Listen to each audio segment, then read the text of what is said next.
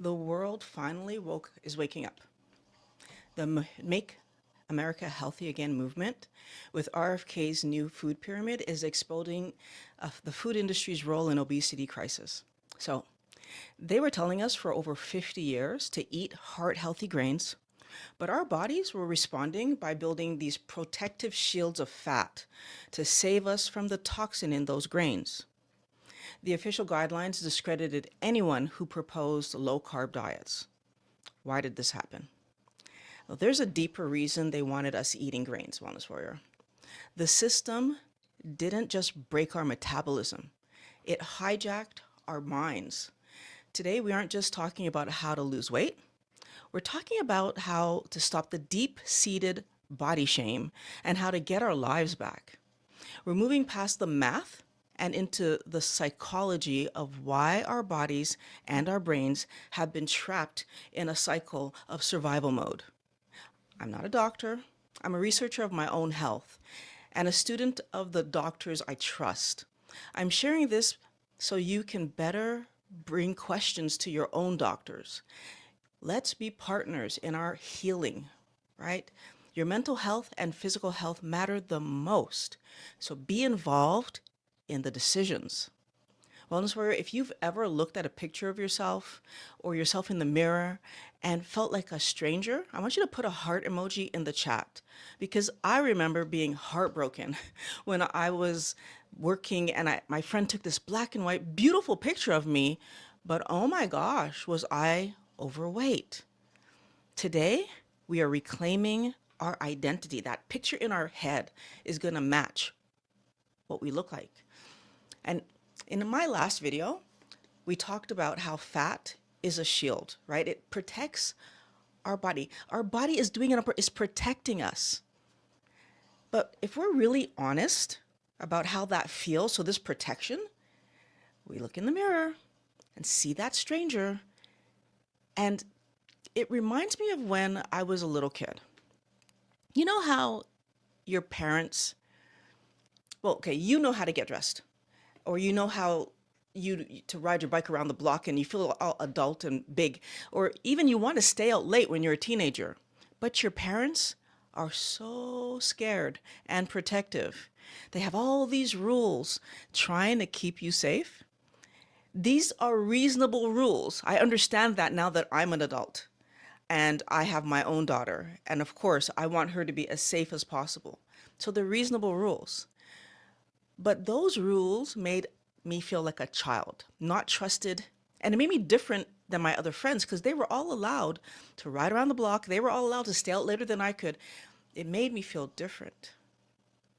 We feel this deep-seated body shame because we've been told that our protective layer, that fat on our body, the thing that's keeping us looking different than everybody else, we've been told that it's about being undisciplined or lazy. So our body's protection is being twisted and presented to us as our problem, nothing to do with the food. But now that I'm a parent and I can see how clearly my parents were right, I understand what my body is doing. I look at it differently. We need to look at weight gain differently. Let's thank our body for putting on the weight and keeping us alive, right? Because now we're all here to hear this information rather than our body didn't do this naive, right? We are the one who were being naive, following the pack, eating the garbage just because we were told it was fine. It's not fine. Your body isn't being unfair. Your body can see the bigger picture, right? We aren't just big girls.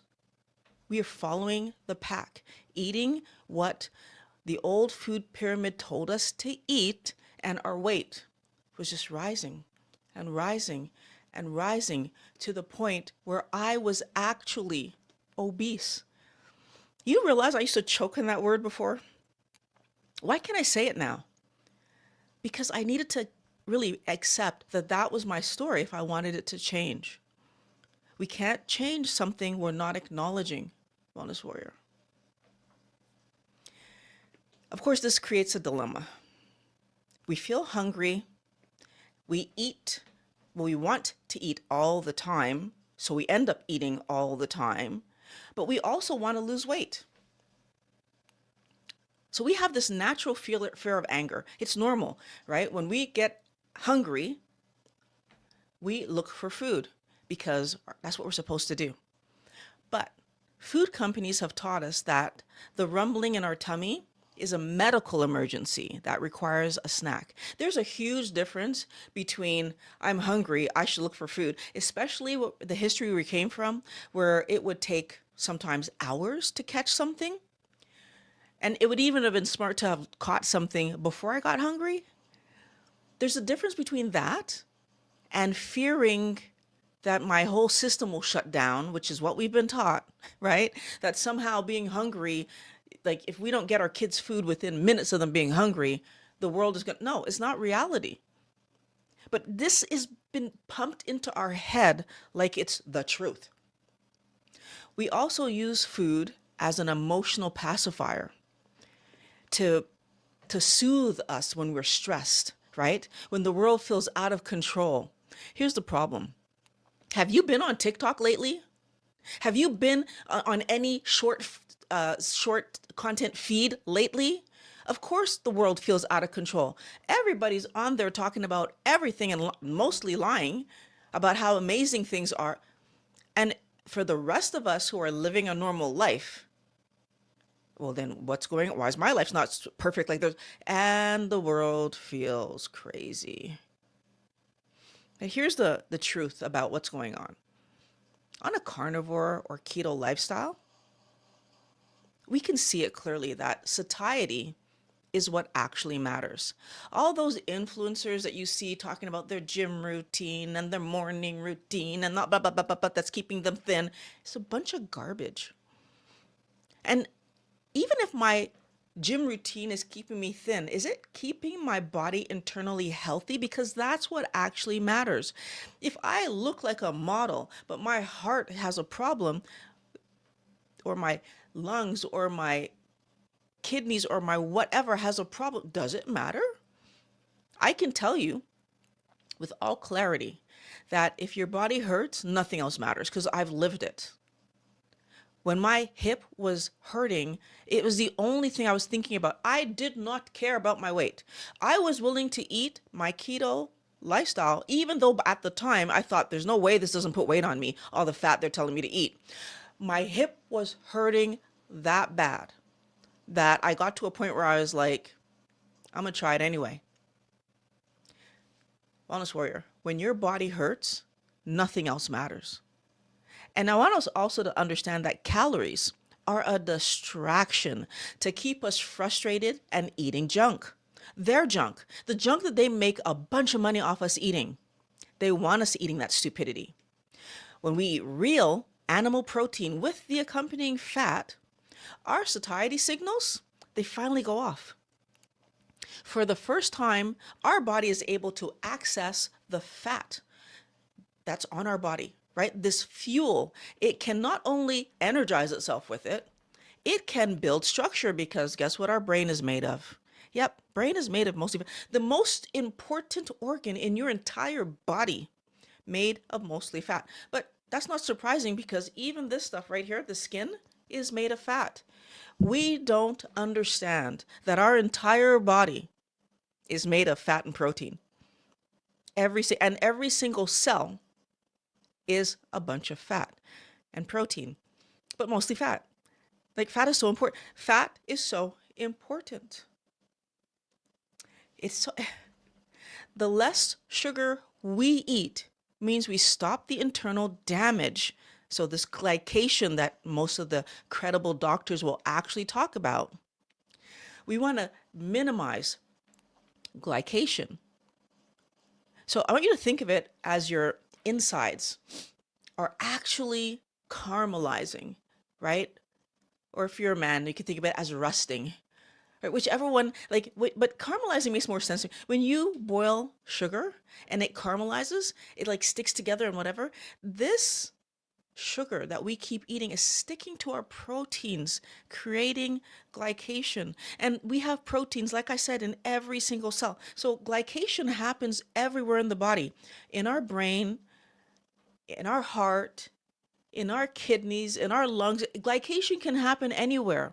I know we're always talking about HbA1c and da da da, but it happens wherever there are proteins and sugar happening around each other. And since our blood goes everywhere, do we understand the risk of eating carbohydrates? I don't think we do. When we stop eating all the extra carbs and the glycation stops, our body does better.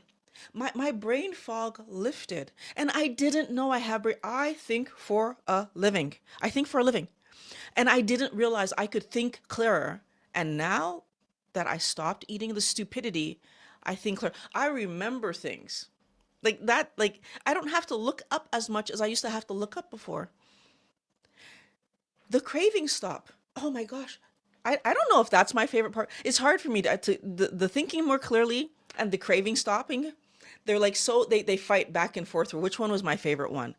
But not thinking about chocolate, being able to sit here with chocolate on my desk and not even think about eating it. This is now a prop, right?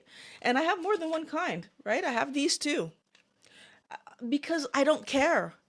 Those would not have lasted a minute in my presence 8 years ago. They would have been eaten. Now they're props. Wellness Warrior.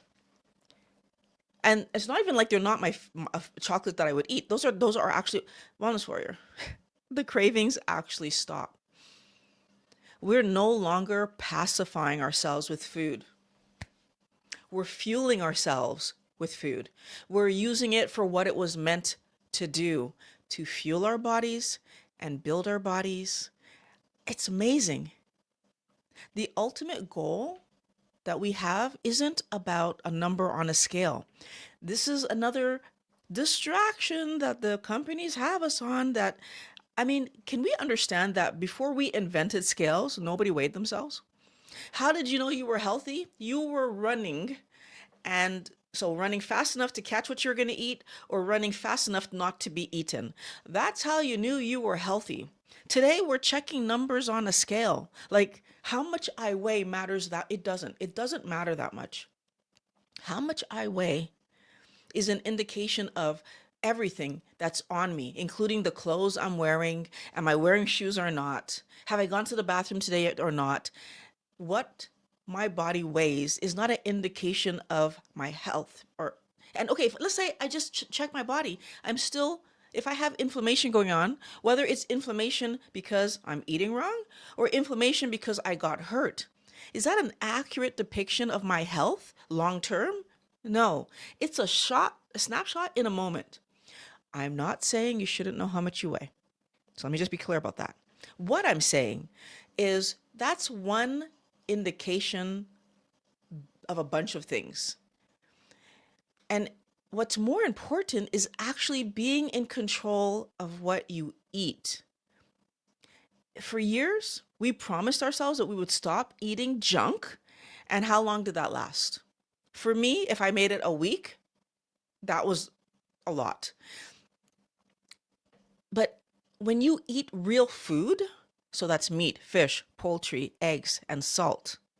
When you eat real food, it feels amazing to be able to walk into any restaurant, party, event, anytime that there's junk food around and not even notice the bread basket or the dessert table because you don't care.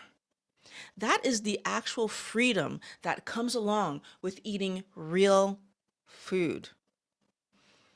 And the strategy to getting there is the no negotiation rule, right? If you just stop trying to negotiate with the garbage around you. So sometimes say, oh, I'm going to eat less, or I'm only going to have it once a week, or like this is how they get us because we don't understand that our brain is triggered when we touch it. We don't get it. There is no way for you and I to just decide that we're only going to have it once a week because every time we touch it, all the dopamine triggering systems start rolling again because we touched it.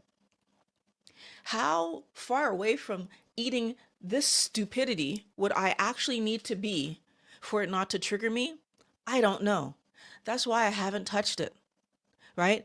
Back at the beginning of my keto journey, when I was told that, oh, like dark chocolate's the way to go, it won't trigger you, it triggered me. Peanut butter cookies, like without any sugar or whatever, like it's just peanut, it's all healthy. It's not going to trigger you. It triggered me. And it didn't just trigger me to want to eat the healthy peanut butter cookies that I made. I wanted the chocolate.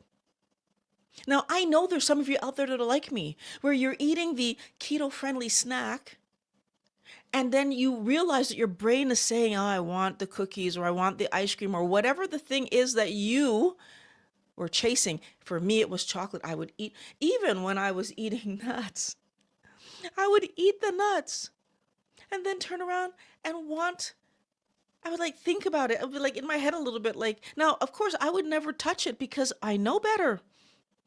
I know better. But that it came to me at all.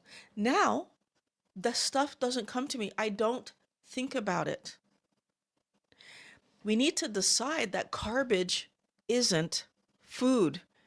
And when I say garbage, I mean all plant food. So that's fruits, vegetables, nuts, seeds, legumes. If it grew out of the ground, Wellness Warrior, understand that is not food for us. That might be emergency rations. If there was nothing else to eat, would I eat me some plants until I could catch an animal? Absolutely. I would do it. I'd eat me some bugs until I could catch an animal if there was nothing else available, because I understand my body needs something to keep me moving forward. But we need to understand that we don't get to negotiate with toxins. When I eat that plant to keep myself going forward, I understand toxins are coming in. Whether the toxin is sugar or the other things that come along with plants, because, oh my gosh, I was so unaware of all the toxins in plants. Toxins that absolutely impact our health and cause our body problems. Granted, it takes years for those problems to show themselves, but they're happening. And the new question is, why would I even want to eat something that I know in the long term is going to create problems for me? And the reason we do it is because we've been fooled into thinking by companies that vegetables and fruits are healthier than animal protein. But it's not true. When we eat meat, fish, poultry, and eggs, we are giving our body all clear, right? The signal is clear that you're healthy again. You can do what you want to do. You can do what you need to do to make your body, so to repair yourself. That's the signal we give our body when we eat meat, fish, poultry, eggs, and salt, right? We're taking back the control that companies took away from us.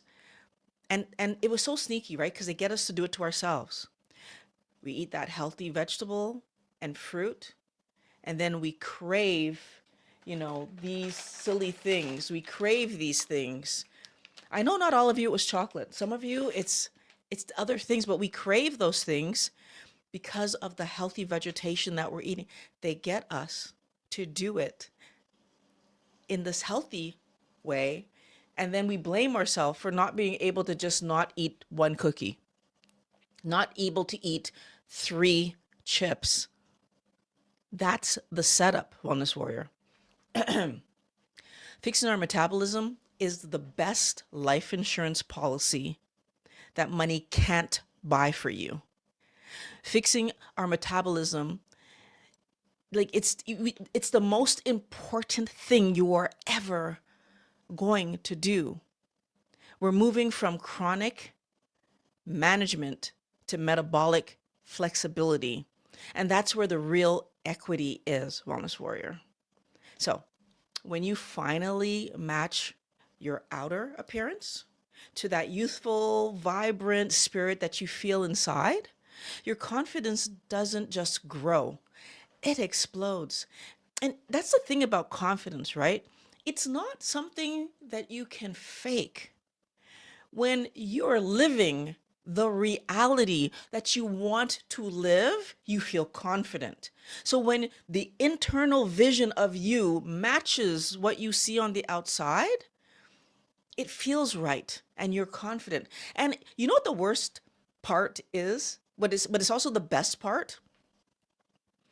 What they did to us happened over years. So what we're trying to correct could take years. That's the bad part. But the good part of it is, as soon as we start to see this stuff working, so eating meat, fish, poultry, eggs, salt, when we see that it's working, immediately our confidence starts to grow. You don't just feel confident because you're at the goal. You are confident because you see the progress. They want us to believe in cheat meals. They want us to believe in taking breaks from eating healthy because the weight coming back on breaks our confidence. That's why they want us to do these silly things. But Wellness Warrior, you become more productive, more present, and more powerful in every area of your life when you eat healthy every single day because your body is repairing you every single day. You're moving towards that goal you have for yourself. You're on your way, and it feels amazing. It's saving the internal structure, right? So your heart, your brain, it's repairing everything, right? So it's time to save your entire body, right? To save your life. This is the time. We have the information, right? We have to move from the pain of staying the same to the power of change. And I know change can be scary because we don't know the outcome, but honestly, we have seen enough people doing this by this point to begin to truly believe, not even begin, to know that all these people doing this are doing something towards their better. And it's not about willy-nilly throwing anything at the wall. Like I said, I watch the doctors who talk about it. Why? Because I know that the doctors want us to succeed. They don't get anything from us being healthier. Think about that for a second. They're screaming about this. It's not like it's making them more money. What it's doing is it's making sure, because they're going to make the same money. Can I just be clear about that? People are still going to get into accidents. People are still going to, there's always going to be the people who want to eat junk and just aren't going to take care of themselves. Doctors are not doing this because it's going to make them more money. They will make the same. They have the same 24 hours in their office for our visits that they've always had. The reason that they want us to do it is because then they can actually treat the people who need help, the people who have actual maybe allergies to certain things. Because again, not because everybody is carnivore means that they've put down spices. So some carnivores are still eating spices, which means you're still going to have allergic reactions. The doctors want to see the people in their office that they can help. They want to see the people in their office that aren't just going to be put on a medication. If you broke an arm, they can help you, right? If anything structural happened, they can help you. If you're having relationship problems, your mental health professionals, so psychologists, psychiatrists can help you. That's why we want to see you. We don't want to see you because you're eating the wrong thing and it's causing you to think in inappropriate ways, because guess what? Your brain is part of your body. And because it's part of your body, when you eat off plan, so when you're eating standard American, Canadian, German, whatever diet, when you're eating the standard diet, your body, so your brain, will also have issues. We want to help you with things that are more relational for sure, and let the food take care of your brain functioning well. How many fewer relational problems might we have if we were eating healthy things? Have you ever stopped to think about that? If our brain was getting the actual nutrition it needed, if our brain was able to build and repair itself properly, how many relational problems would just not exist? We'd have less plaquing in the brain. We'd have less problem of in our mind if our brain was able to repair itself.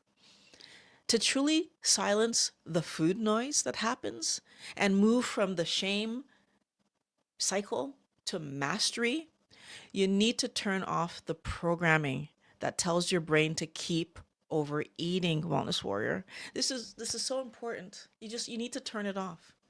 And that's why you're going to watch the video that I've linked down below, silencing the food noise and turning off the overeating programming. That's the next video you're going to watch. It's the practical video that turns your psychology, like this mindset that we're talking about, into your new reality. So you're going to watch that after we do our comments, because I want to answer you guys' questions.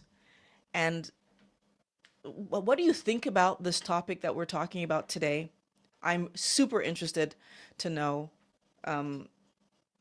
what you guys have to say. Corey's sitting here beside me in his chair. Yes, he does have his own chair in my office, and he's relaxing. But what do you guys have to say? Let's see it. John, together strong. Good morning, John. Nice to have you here. Please take the time, put your questions in the, if you want to ask me anything about this, I'm more than willing to answer all the questions today. I'm looking forward to hear what you guys have to say or what you think about this, my version of let's get ourselves healthy. Make America healthy again. I didn't think it was going to happen. I'm excited for it. I'm excited for it. Howdy and good morning. Great to see you, Violet. This is just Susie. How you doing, Susie? Nice to have you here. So John's grass hangout and reef. Grass hangout and reef. Hey, thanks for the show. Can you give me some examples of drinks I can drink while on keto? I'm getting back to keto for the 15th time. I need some advice on how to get back on track. I'm 325, goal is 199. So you're doing keto. So things that you can drink on keto, and I'm making the assumption that, well, let's start with the healthiest stuff, and then we'll move further and further along. The healthiest thing you can you can drink on keto is water. Filtered water, ideally. Not distilled water, that's not good for our health. I know I hear a lot of people talking about drinking distilled water. It's not good for your health. There needs to be some minerals in your water. But filtered water so that you get the fluoride, bromide, like all the halides out, because halides just are not good for us in abundance. I know we need fluoride and chloride, well, chloride really, chlorine. No, sorry. Yeah, we need chlorine. We need chloride. We need chlorine in our water for keeping it like germ-free for us, and some places put fluoride in them, but we don't need excessive amounts of chlorine and fluoride. We do need chloride in our body. So just make that distinction. But so I would drink water, filtered. The next thing that I would drink, carbonated water, just because it makes it fun and, you know, changes the drinking experience. The next level up would be flavored water. Some people flavor their water at home so they can really micromanage the carb count of the water. One thing that I've figured out that's a nice way to flavor water without adding any flavoring to the actual water.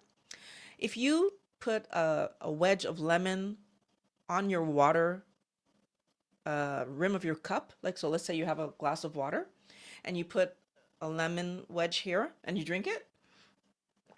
As you drink, you're inhaling the scent. A lot of our scent comes through our nasal passages, which a lot of our taste comes through our nasal passage. We don't realize that. We only think about our mouth and our taste buds, but we also get a sensation of flavorings, whatever. It's also enhanced by our nasal passages. So drinking and inhaling the lemon scent, which is why that scent up thing, you know, makes your water taste fun. But just using a normal, like a wedge of lemon on the side, you don't add anything, so no calories come in. You still get the flavoring, and I do that all the time. However, if you're closer to the standard diet, which is what you're telling me, because your goal right now is to get back to it, then chances are very good what you'll need to do is start with some kind of flavor actually in the water, because that will probably be too light for you to taste it enough. So next move is putting your own, maybe a little bit of cut up pieces of fruit, but you don't drink the fruit, obviously. So you're cutting them just to get the flavor in there, and a little, so there will be a small amount of carb in there. And then, of course, there are dependent. I would try to go with putting a little bit of squeeze of some kind of fruit, or, right. Some people still drink flavored water that's artificially sweetened, so artificial sweeteners and etc. Now we have the problem of the carcinogens in those things. Again, it's a trading right now. If you're trying your best to get away from the standard diet where you are just out of control, have the artificial sweeteners. Let yourself transition. When you are steady and you see, like, I got this, then you can pull the artificial sweeteners out. The one thing I will say, though, is that the most important thing if you're trying to stay on track is cutting the snacking. Focus all of your attention on making sure that you eat meals to satiation. So that means that, like, if you're eating breakfast, lunch, supper, it doesn't matter. Meals to satiation. That's the best way to make sure that, because you're doing keto, that you're doing it to satiation and that you're going to make it to the next meal. As you do it, what you're going to start to, so what I'm saying, and when I say meals to satiation, don't pay attention to calorie count. Calories are not a thing. As I said earlier today, calories are a distraction that they have in front of us to keep us trying to keep what we're putting into us low enough that we're hungry all the time and we're chasing. If you eat your keto meal, protein, so make sure you finish your protein before you finish any carb on your plate. And right, so if I finish my protein, I'm still hungry, chances are I didn't have enough protein. Get more protein, right? Protein to carb, right? But make sure that you get enough protein in. How do I know if I've gotten enough protein in? If you're a man, Dr. Lehman says that you should be getting about 1.5 grams of protein per pound of lean body mass. If you're a woman, Dr. Lehman says you should be getting 1 gram of protein for every pound of lean body mass. So lean body mass means you're not counting the fat you're carrying. It's basically what you believe you will weigh when you're at your healthy weight, right? Like lean body mass.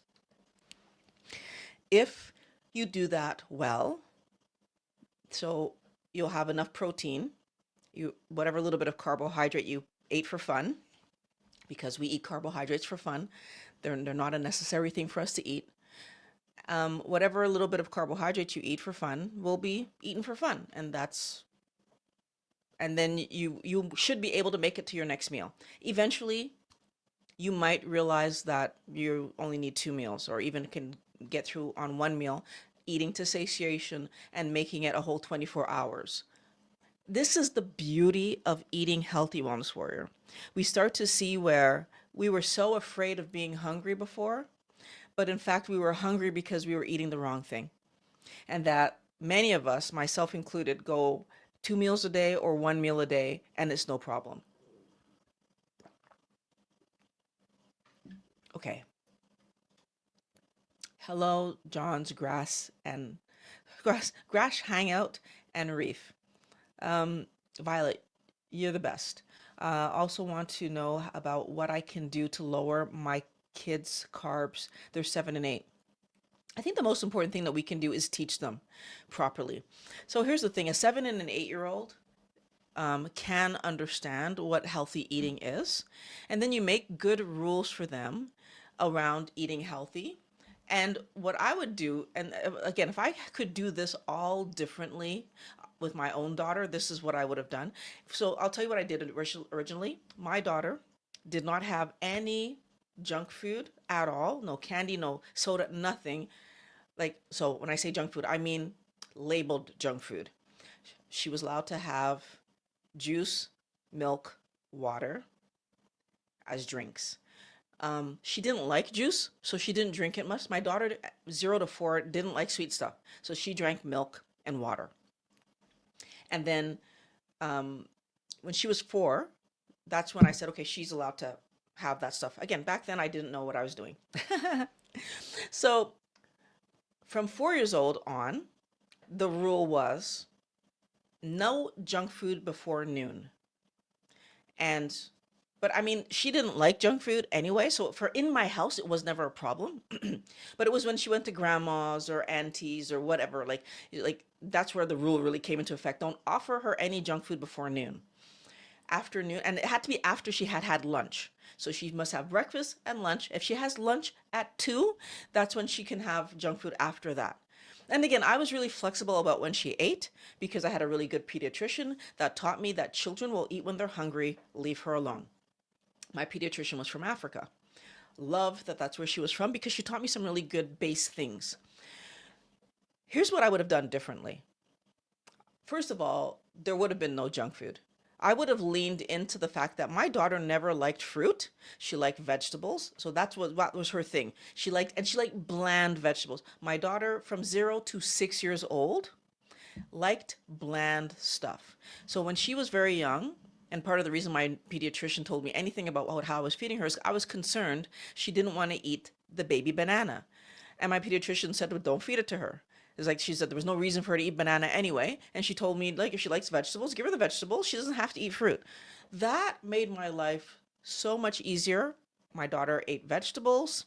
She liked plain things, rice and pasta, but she didn't eat fruit, and I didn't force her. And she ate lots of vegetables. So my new rule would have been, if I had known that vegetables and all plants were just toxins, it would have been, you can have vegetation maybe like once a week, like a treat. Why? Because I would have raised her on meat, fish, poultry, eggs, and salt, and she would have loved those things because it would have been what I was feeding her. And therefore, the junk, like having a carrot once in a while or whatever at a party she has, but I feel like I wouldn't even have offered it to her. It's like if she asked me for a piece of fruit or vegetation, I would let her have it, like once in a blue moon, but I wouldn't have offered it to her, which is what I was doing. When I did standard diet, I would offer her things, like, because I was eating the stupidity. I was, oh, do you want some ice cream too? Or do you want? Now, most of the time she said no. She didn't like sweet stuff back then. But sometimes she said yes. I remember her birthday when she was 6 years old, the first time her cake. She took like 2 or 3 bites and I was in shock. I actually took a picture. It was like she's eating the cake. Now I understand that that was the beginning of the end. So your kids are 7 and 8. What I would do is I would take the actual junk food and I would make it the really, really, really once in a while, like have them understand, guys, this is unhealthy. If I have any weight issues to talk about, which I did, I would have helped my daughter to see very clearly, and she does today see clearly, the junk that I was eating made me overweight. My daughter is fit, right? And that's part of the issue that we're having right now. She's so fit that she's not concerned too much about what she's eating, although she understands it. But she still likes to have, she had pizza yesterday, for example. She still likes to have those things because she's not really ready to shift into eating healthy. And she said it to me. She's not ready. She says she knows she has to do it. She's not ready. And I get it. She's still being held, right? It's unfortunate that most of us need a real health emergency to happen before we're able to say, okay, I'm taking this I'm going to do it now. I'm really going to do it. I hate that. But that's the world we're in today because they've got medication for everything, Wellness Warrior. They have medication for your physical ailments. They have medication for your mental health ailments. They are winning off of us being so controlled by the sugar we eat that we're willing to wait until there's an emergency before we change what we're eating. You have control of what your kids have in the house. They're 7 and 8. So those sugary things, oh my gosh, I'd push them off like maybe once a month they can have it.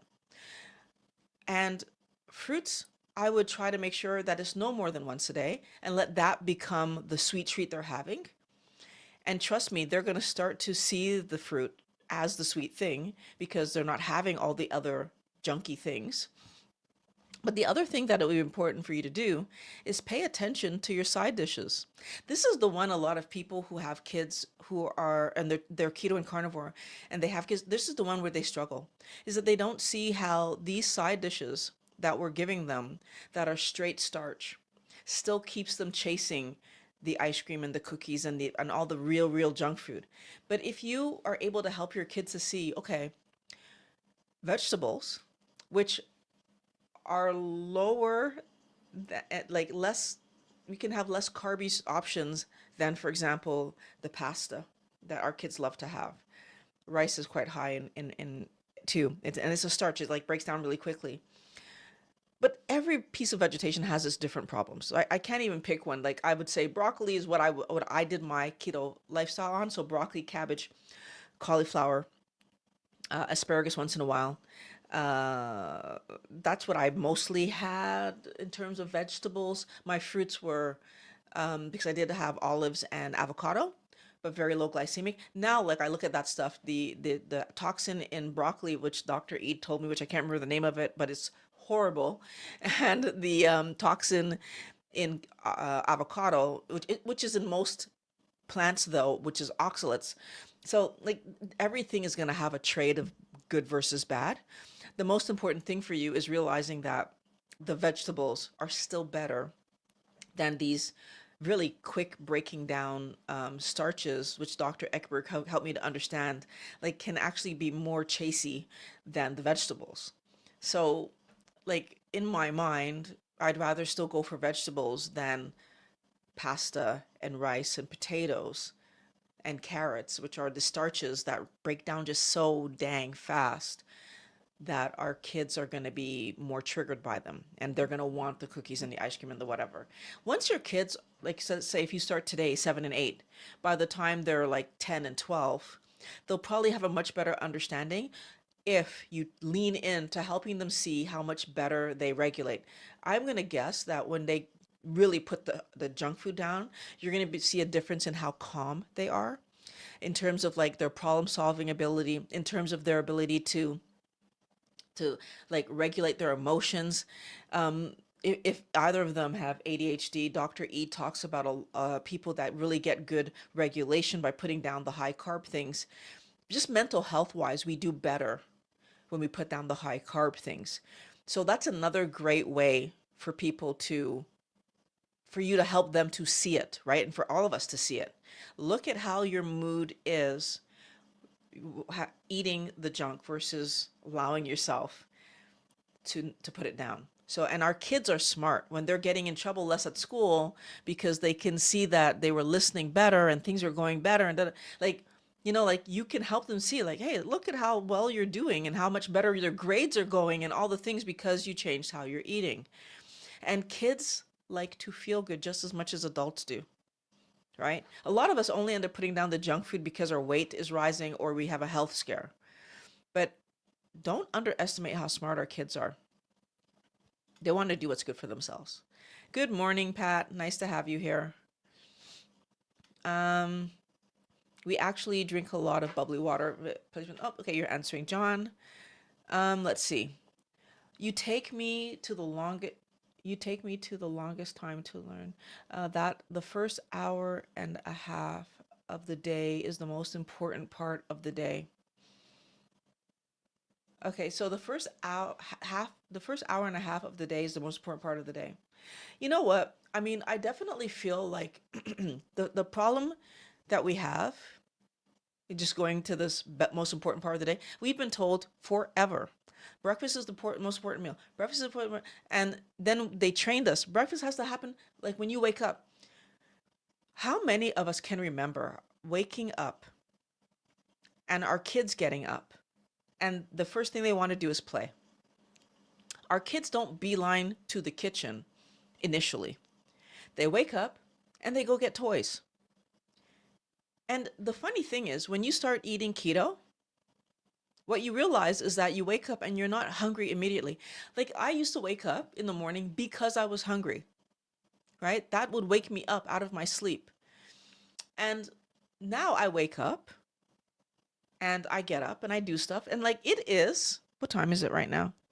It is 12:05 and I haven't eaten yet. And I probably won't eat till much later this afternoon if I end up having lunch today. And if I don't have lunch, I'll end up eating at supper time. And this is water, by the way. There's no butter, no coffee. This is water. Like you can see that. So, like, I think one of the most important thing, just talking about that water, that we don't realize is that usually the first signal that we get isn't actually for food. One of the things that not doctors, food companies have taken advantage of is that our body only has one signal to tell us that it needs food or water. And our body is only ever asking for food or water. It does not ask for soda. It does not ask for juice. Our body asks for food or water, right? That rumbling in our stomach. So when your body gives you that kind of feeling in your stomach that you're hungry, we've decided that it's hungry. It could be asking you for water, but nobody checks that. We just feel the rumble and go make food. I've learned to feel the rumble and drink some water because that's the first thing my body's going to ask me for. And a lot of the time I'll drink the water and then I'm fine for hours, which meant that my body wanted water. And then if I get another rumble and I drink some more water and I'm fine again for like I have to pass 20 minutes for me to feel like, yeah, it was just wanting water. Like, because the truth of the matter is, if it's wanting more than water, within 20 minutes, I'm going to be grumbling again. My stomach is just going to be like, no, that's not what I wanted. Just the same way that if you have a baby and they at you and you give it some water because you're thinking, oh, it hasn't had water in a long time. And it's going to drink the water. But if it wanted food, it's going to drink the water and then it's going to cry again, like within minutes, right?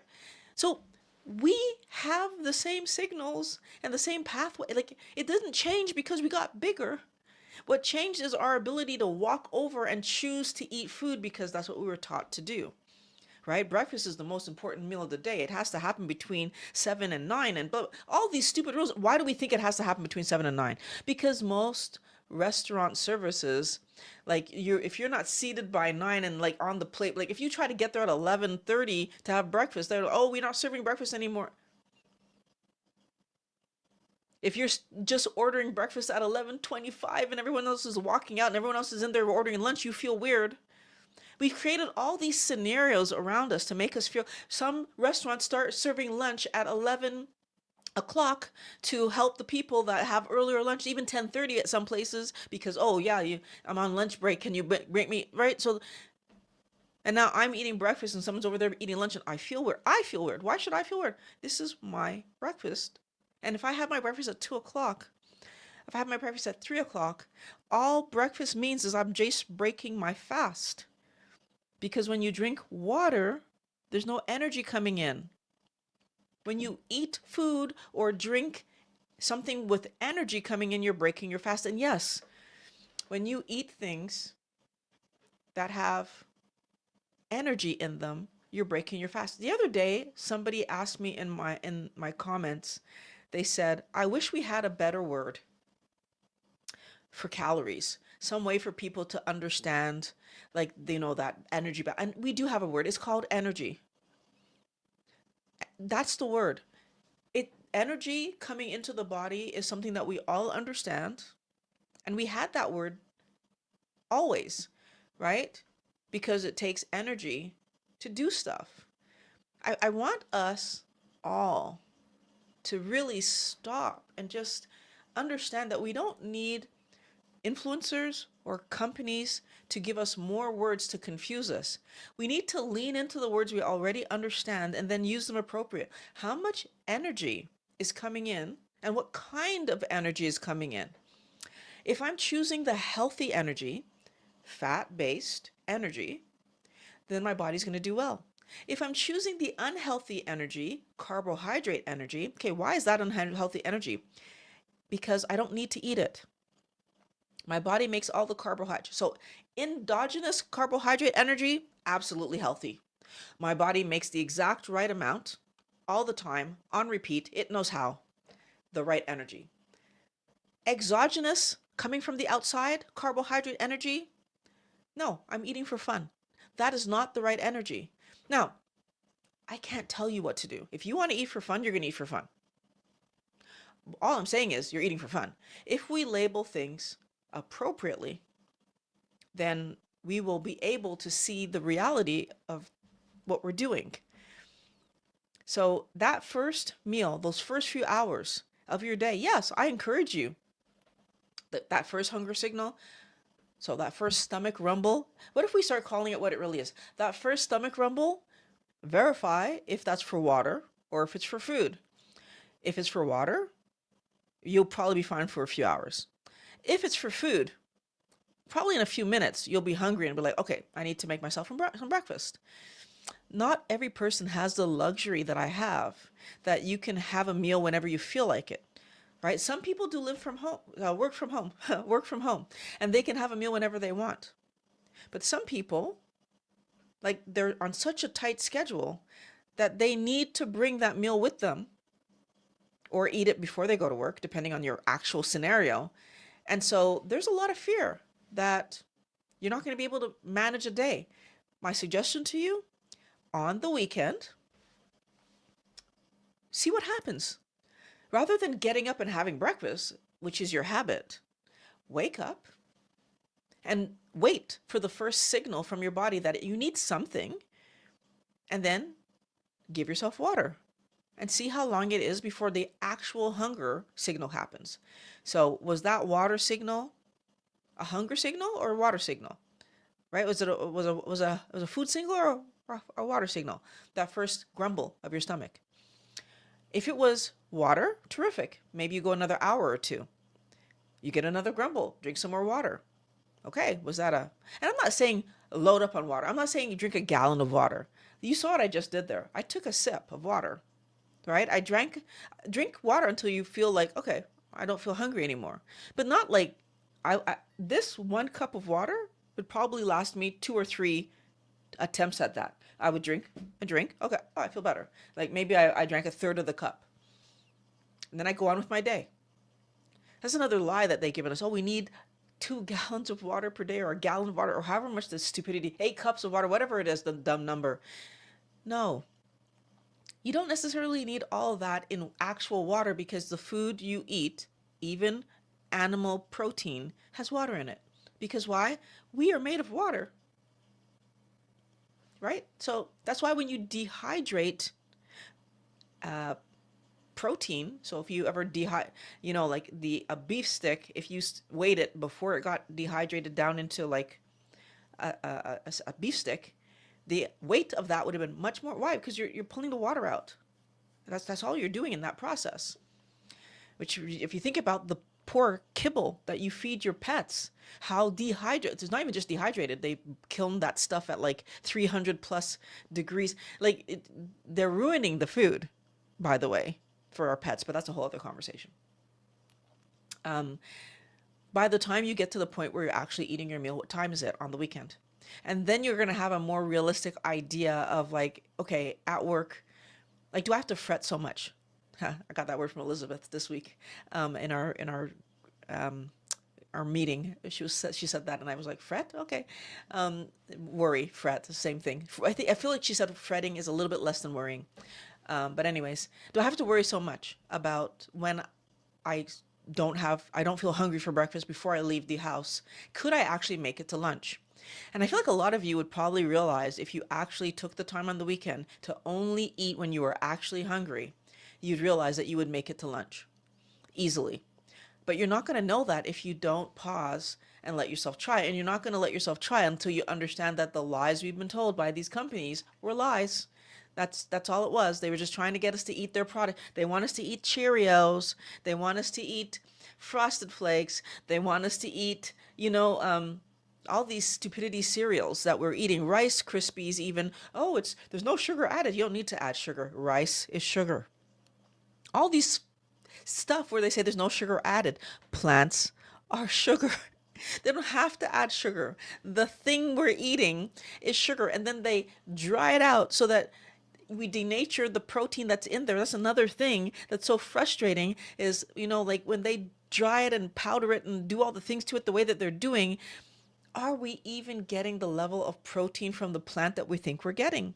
According to Dr. Lehman, even when we're eating straight up vegetables, it's only like 40% bioavailable, and that's the straight up vegetable. When we denature it by doing all the processed stupidity that companies do to it, do you think now that you're getting the high quality blah blah blah? No, you're not getting high quality any like it's just we've ruined it. We've straight up ruined it. Oh my goodness, I'm sorry for the rant. You're so right. Do you ever crave sweets, and what do you do? I don't crave sweets anymore. Why do so John, what I'm going to point out to you, and it blew my mind when I even realized this. Like when I went keto and I was trying to heal my hip. My hip was screaming with pain. When I went keto and I put all the junk food down and my health was improving, like I said, I was so seeing the progress. Within 3 months, I went from worrying about when would the hip surgery happen to running around, back to tree climbing, back to longboarding, back to riding my scooters, push scooters, back to longboarding. Did I say that already? Riding my bike, rollerblading. Like I was back to doing everything. And actually, I realized the other day because I checked, like I was back to taking the kids to the front of the waterfront, and we would throw rocks. I don't know if you ever thrown rocks, like trying to skip them. You have to kind of lean on your side. I wouldn't have been able to do that. Like there's no way I would have been able to do that. And I was able to do it. So, and what I also figured out, because when I saw that picture of me skipping rocks, which was in June, I realized that actually I was back to feeling better and running around 2 months later, not 3. It was 2 months, because that was in June. And I started in April. I started April 20th, and it was like the beginning of June when I have the picture of myself out with the kids, like at the water. Now, I wasn't at goal weight, Wellness Warrior. It's only 2 months into my keto lifestyle. And I hadn't craved anything. And there's 2 points that happened where I realized that my cravings were changing. 2 weeks into doing keto, my daughter had gotten a big chocolate bar, normal size chocolate bar from a family member.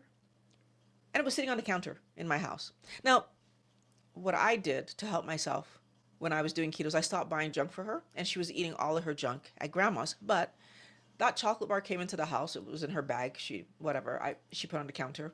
Again, my daughter was so not interested in that kind of stuff at that point in time. Back then, she would have been like 13. She was like, yeah, 13 maybe. So, but she didn't care about that stuff. She didn't care. So she would eat it. But this is one of those things that would last her like probably 3 weeks to finish a chocolate bar. So I moved the chocolate bar. And then I was cleaning up the kitchen. And then when I finished cleaning the kitchen, and I was looking around to make sure I got everything, I saw the chocolate bar again and realized I hadn't thought to eat any. That was the first time that I'd ever touched a chocolate bar and not thought to grab a piece. That was the first indication to me that something was different. And I was 2 weeks into keto. Like I was thinking differently. My mind was working differently. That whole idea of like brain fog and brain clearing, and it started to really, like that was the first kind of like, wow, like I'm thinking different. The next thing that happened, which was the real like, I'm different now, was July on our family vacation. So myself and Kyler and the boys and Pat, we were in Niagara, so Toronto, Niagara area on vacation, and Pat was making breakfast. I was still eating minimum 2 meals at a time back then, but we were on vacation, so I did have breakfast that day. And he put some eggs and bacon in front of me, and everybody else was having normal breakfast, like eggs and bacon, toast, blah, blah, blah, all the things. He put eggs and bacon, and he had cut up some strawberries. And since berries are keto, he put some strawberries on my plate. Wellness Warrior. I took a bite of strawberry, the first actual fruit I had eaten, because I don't like fruit, so let me just be very clear about that. I don't like fruit. If I was going to eat a fruit, kiwi, strawberries, bananas, mango, pineapple. Yeah. Oh, peaches.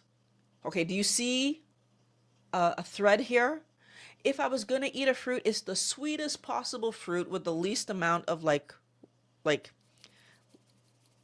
fiber to it. Those are the ones that I was going for. Okay, and I know that mango is very fibrous, but it's very sweet. Caribbean. So anyways, he put some strawberry on my plate and I took a bite. Oh my God. The thing was so sweet that, like, you ever had put something in your mouth that's so sweet, that overwhelmingly sweet, that the salivation just can't stop and you just feel like your jaw tightening? That's what happened to me. And everyone else at the table is saying, oh my gosh, these are the most watery strawberry, blah, blah, blah. And I was just like in shock. What are you talking about? So then he's laughing. He's like, oh, maybe you got the only sweet strawberry. At the time, Pat was not keto yet. And he took a bite of my strawberry and he's like, no, it's just as watery as the rest. And then the kids didn't believe him and they all took a bite and they were like, yeah, it's just as watery. And for me, that was like straight up sugar, tablespoons of sugar in my mouth. And that was my second indication that something's changing. I'll give you a third because I thought this was interesting too. Fast forward a few years, I'm keto. I've really limited my carb intake at this point. And when I say limited it is because I've stopped eating like most vegetation and I'm down to eating avocado, olives, and the occasional salad, Caesar salad, usually. Unless I went to one of my favorite Greek restaurants, in which case I would have the Greek salad. But like, that's it. That's like, in a week, I would have 2 to 3 days of vegetation, and all the other days I was only eating meat, with the exception of one more thing that I was letting myself eat: cashews. That was all of the vegetation in my diet. And the reason that I stopped eating cashews was because I started to chase them. And one day I was like realizing it and I was like, wow, like I've had cashews every day this week.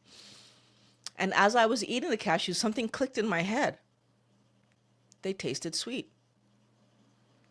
I was eating them like, oh my God, I'm chasing the sweet taste in the cashews. And all of a sudden, it made me understand that I wasn't just eating cashews because they're healthy and I like them. I was chasing them because I was having them every single day. So not only does our taste buds, or do our taste buds change, Wellness Warrior, they become more sensitive. And of course, when we find that sweet thing, it still has the ability to trigger me. So this was years later. I was on keto for how long? But what was I now overeating? I was overeating cashews. So sometimes I was finding myself like struggling to have that one serving. I was wanting to put 2 servings, right? Sometimes I'm purposely not checking how much because normally I weigh that kind of stuff. And then like, oh, I'll just put it and like, I gave myself permission not to weigh it. And then as I'm eating, I realized, oh, this is more than I normally was having. All that to say, why was all of that happening? I was tasting that sweetness and it was causing me to chase. But Violet, is less carb than what? As you move forward and you do better, your body expects you to do better. Your body is not being overprotective.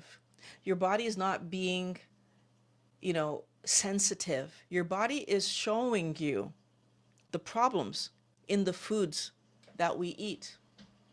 And if we don't pay attention, we can get pulled back in, right? If I hadn't paid attention to that, cashews might have turned into other nuts that even tasted more sweet, which could have led me to like letting other things back in it, right? If I eat something and I get a sweet taste, that's a cephalic response to sugar. So the brain response that's telling your body, oh, sugar's coming in, be careful. And all those processes start happening. Even if this amount of sugar that came in was minute, or even if no sugar came in because it was artificially sweetened. This is part of the crazy thing about those keto fat snacks, like those fat bombs, things that people make that have artificial sweeteners in them. You are taking in a bolus of fat, which theoretically should be okay for you, but because you're making it sweet flavored, your brain is going to store it as fat. And then you don't understand why you're gaining weight. I'm not eating any fat, any sugar. You don't need to eat sugar. Your brain just needs to think sugar is coming in. And again, this is one of those things where if we don't understand how our body works and don't understand that our brain tells our body what hormones to deploy, right? So the insulin that your body is going to deploy because your brain said, hey, there's sugar coming in, then that insulin causes that cascade of other things to happen because that's what's supposed to happen. That's how our body keeps us healthy and safe. And if we don't understand that, we get into trouble. By the way, if you guys were looking for a way to support the channel, I don't know if you noticed, but I have these new t-shirts. I find them, well, I thought the joke was really funny. I kind of said this to somebody and was like, oh, let me make that into a t-shirt. This is a cool way to support the channel. And another way that you can support the channel is down in the description. I have a link where you can support the channel monthly or one-time support. You just go to the link on the page that says support the channel. And there's different ways to support us so that I can make more videos. Really, my goal is to be able to dedicate more time to making videos so I can do more deep dives because I need to do research to get this information for you guys and provide you better information. So if that's something that you'd like to see me do, you can, buy a t-shirt or go straight and, support that way. I mean, obviously channel memberships is another way that you can support. I'm trying to put out more channel member only stuff so that I can give you either little ideas about what to do to help yourself. And if you guys have ideas of what you would like me to, what kind of videos would help you for memberships, I would be interested in that as well.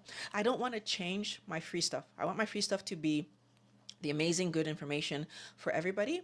I don't mind though giving some extra stuff to the community that wants to support me. So if you have ideas of what you want to know about, would love to know, because I definitely want, now that we finally have the right information with the Make America Healthy Again, like we're starting to get that good information out, I want to make some videos that really help people with a very down-to-earth, this is what you can do to get your mind out of the trap that food companies have us in. I have a video coming up that I'm going to be making very soon because, oh my goodness, I saw a video this morning where they have people just pushing hard against keto and carnivore people, like the influencers that are talking and trying to get people to say, look, they're finally being honest with you. Can we start doing this? And they have people coming in and credible people, which I find interesting. People that at one point were supporting protein and supporting like that, this is important for us to have, all of a sudden kind of coming back and saying, no, you still, and I think companies have gotten to them. That's my opinion. And it's just an opinion, but I think companies have gotten to them. And now they're backtracking because financially, there's a reason for them to backtrack. But I digress. If you want to support the channel, the links are below. Started at 367, now at 190. Excellent. I don't know what your goal is, but excellent. 12 years keto, 9 months carnivore. You reverse diabetes, fatty liver, heart disease after 5 bypass. Ooh, I'm sorry you had to go through that. No glasses needed anymore. Oh, I heard that that's a possibility. I do wear glasses. I'm not wearing them right now because I'm kind of close to what I'm looking at. I need them for far. but I do wear glasses, and there's a part of my mind that just would love for my eyes to just kind of adjust. However, I don't think that's going to be the case because my glasses story started when I was in grade six. And I mean, started like they noticed it when I was in grade six. I got for the first time ever placed in the back of the classroom because the teacher was doing things by name and like R's near the back. And and that's when I realized that I realized I couldn't see the board. And my doctor, my optometrist said that it probably was like that the entire time, but because I usually chose to sit near the front, I was able to see. So I thought that was really interesting as well. But I would love to know, like, I mean, they could be wrong, right? It could have been something that came on and I just didn't know about it because not everything they tell us is true. So, and I do acknowledge that. So I wonder if that will ever change. Mental clarity improving every day. So John, I mean, I don't know if 190 is your goal and like that's like muscle and everything because you don't say how tall you are, but it could be that 190 is your perfect number, in which case congratulations. But even just getting from 367 to 190 is congratulations. 12 years keto nine. So I love the fact that you are one of those people that have been doing this for so long, right? Like I will be 8 years keto. Sorry, 8 years total in April. That would be 7 years, no, 6 years keto, 2 years carnivore. Is that right? Yeah, yeah. It will be 6 years keto, 2 years carnivore, and I'm excited to make my 20 years. Like that is my goal, and what really makes me excited now is that when I make my 20 years, I will be more carnivore than keto. And so I'm doing a lot more research right now on like meat and protein and all that stuff, trying to understand even better, like eating only meat, fish, poultry, eggs, salt, trying to make sure my iodine is at the right levels. Like, how is that going to help my life? Perfect. Let's see. Okay. Nutrients are important, but getting the sun, not drinking coffee first thing in the morning, sunlight, walking, and getting good sleep at night is equally important. So I definitely agree with everything there. Like, but nutrients are number one. I think like if your body doesn't get in what it needs to build you, you can do all those other things, but if your body doesn't have what it needs to build you, if you're eating, processed foods and only junk all the time, the other things don't help. The other thing is coffee is such a thief. And I feel like Dr. Chafee, when I interviewed him, said something, and I don't know that I didn't. He said it. He said like you should really put down coffee there, and he gave me reasons, and it's just like I wasn't ready. Now that I've put down coffee, and I will have a video about that coming up eventually, but I want to live without coffee for a little while and see what improves and how things improve and what gets better. But I will say that one thing that's really weird and like happening now, that the only thing that's really changed is the coffee, which is like crazy to me. That could that be something? But I'll give you this one little glimpse since you guys are here with me on live. When I stopped drinking coffee, um, about a few weeks later, I was all of a sudden interested in working out, which is weird. Like I was looking at my gym setup and whatever, but I didn't start right away. But I was looking at it. I was like, oh, I should probably clear that up and whatever. I didn't touch it. There was a bunch of stuff all over my gym equipment because I wasn't using it. I wasn't interested in using it. I hate working out. I would much prefer to do stuff outside and whatever. The weather here over the winter has not been great. Have not gone skiing. Really wanted to go skiing this season. Haven't been able to go yet. The weather's just been on and off in icy conditions, and it just didn't make any sense. Didn't want to get hurt. Trying to go snowboarding. Actually, is what I was planning to do. So what I noticed though is that my daughter's birthday came around, and she cleaned up downstairs and like moved everything off the gym equipment so that she cleaned up the house and everything was looking really nice. And as soon as the gym equipment was free, what happened? I started working out. Wellness Warrior, I have had that gym set up and it cleared it off multiple times over the course of being keto. and carnivore. It's been cleared off since I was carnivore. I've never wanted to touch it. And even at times where I wasn't getting out and doing any kind of workouts, I'd still never wanted to touch it. I actually just looked at it always, and for some reason now, consistently, every other day I've been working out. Not big workouts, so like let's don't get crazy, but somehow I don't eat, and I the only thing that I have changed is I removed coffee from my diet. It's crazy. I didn't change anything else. And I've been eating carnivore for 2 years. So it's not just because I'm carnivore. And when I went carnivore, I took all the vegetation, even the spices out. So all that happened immediately. The only thing that I changed within the last like a month and a bit now, is removing caffeine, coffee. So coffee, I'll say coffee. All of a sudden I'm working out. So there's something, and honestly, I feel like I look at it when I'm walking by, like I have a feeling to go. This has never been my story. And I'll tell you, I had gym memberships when I was doing standard diet. I had gym memberships to multiple different gyms, some really nice gyms. I was paying hundreds of dollars to those gyms and not going. Put this gym in my basement. It was accessible to me this entire time. I put it in around the time that I started keto. I put it in. That's 8 years ago. I already had the elliptical though. So I had the elliptical machine. I've had that since I moved into this house. Now you're going back like 12, 13 years ago. I wasn't touching either of them. I'm still not using the elliptical, by the way. I haven't added that to my routine yet, but I'm using the actual weights that I own. It's craziness. I don't fully understand it, but somehow, all of a sudden, without coffee in my leg, and I think, this is my little guess, but I'm not 100% sure.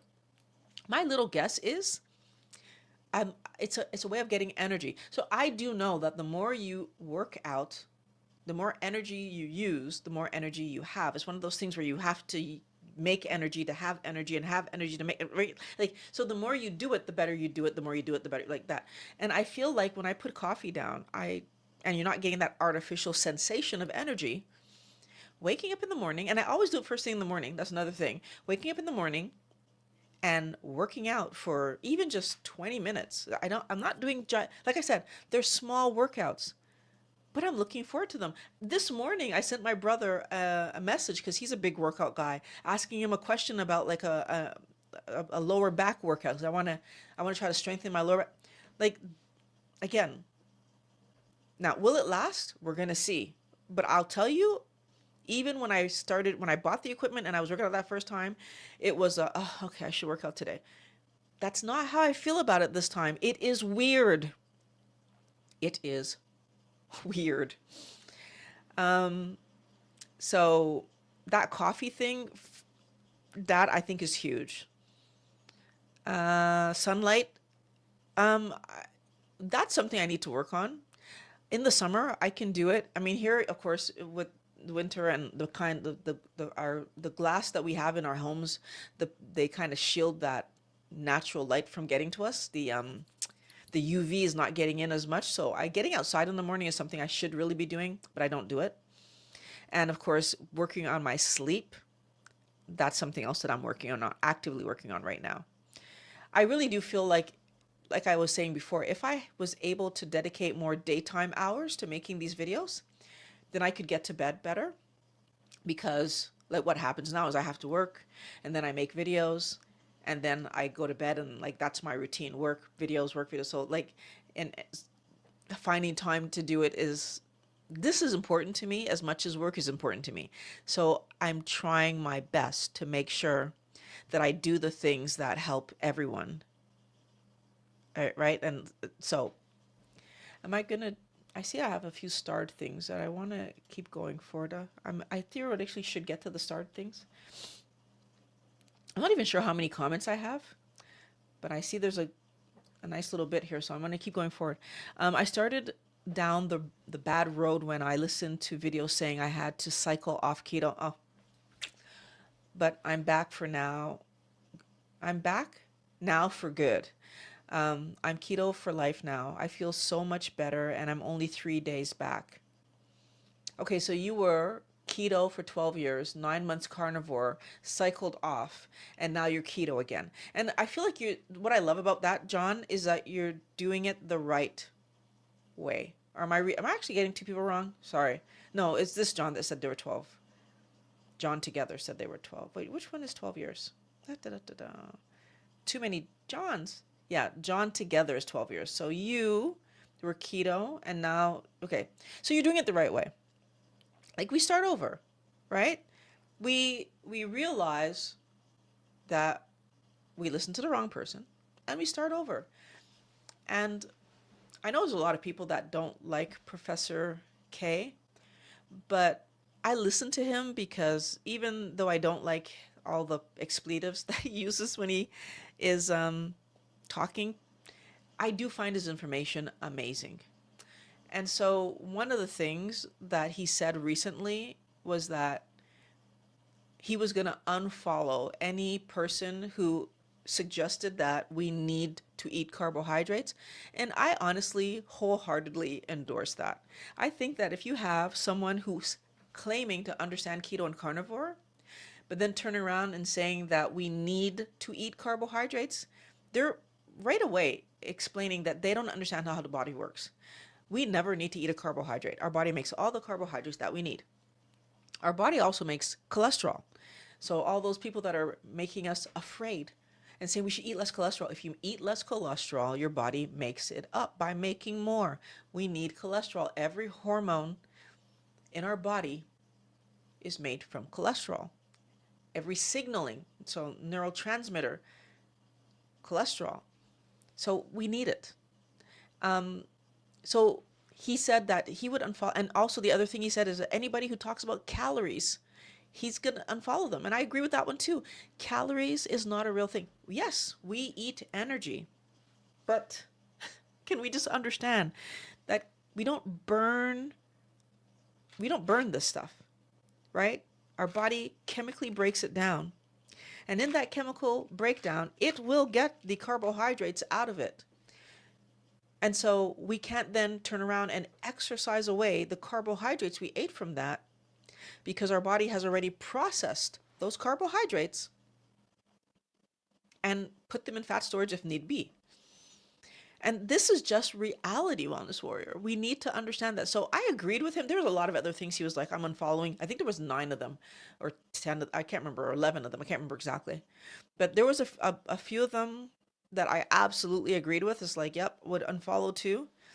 It's a video you should probably watch if you want to see, like, but he was very honest about why, right? Like they're just the fallacy of some of the things that we have been studying our biology for so long. We know certain things, some things. So we know, that's an interesting word. We see patterns of certain things. Patterns that have been there long enough and replicate no matter what we do that tell us this is reality for 99.999% of people. There might be that 0.001 outlier, but for most of the planet, this is what it is. And so therefore, if that's what it is, that's what it is. But secondarily, because we make up a word does not mean that our body is interacting with that word the way that we've defined it. We've made up a word to be able to say that there's a certain number of calories in this thing because if you burned it in a blah, blah, blah, it would put off this much energy. Terrific. That does not mean that my body is burning it. My body chemically does a bunch of reactions to extract the protein, carbohydrates, and fats from whatever I eat. If I swallow a rock, my body is not likely to get out the protein, carbohydrates, and fats from a rock that it can get out of a piece of meat or a cookie or whatever, right? We need to understand that. It's not because if I were to hyper heat a rock to a certain degree that I could actually break it down that says that now the rock calories was this number, in Violet's body it was that number. No, the rock is probably going to pass out unscathed, maybe a little bit by the acid in my stomach, but pretty much is going to pass out as a rock. And we need to understand that. Same thing as if I swallowed a a penny, right? Like certain things, just even though, again, I could heat it and get a calorie number on it, but that's a game, right? It's a distraction to keep us doing the wrong thing. Let's see. Stephanie, how are you doing? Nice to see you here. I know you're going to catch it on the replay. Thanks for popping in and saying hello. Um, Stay strong, y'all. I have the increased energy. Keto has also I love the increased energy has. Keto has also mental focus. Okay. That was an interesting sentence. Also, I don't sleep 8 hours a day. I really do like 4 to 6, and I'm up. Thanks, Violet and hubby. Love the information. Very happy to present this information to you. You know, they say that as we get older, we need a little bit less sleep. I don't know if it's that we need a little bit less sleep or if it's that our circadian, like our rhythms, we will start waking up at a certain time. And I've noticed this in myself, like somewhere between 8 and 9, I wake up.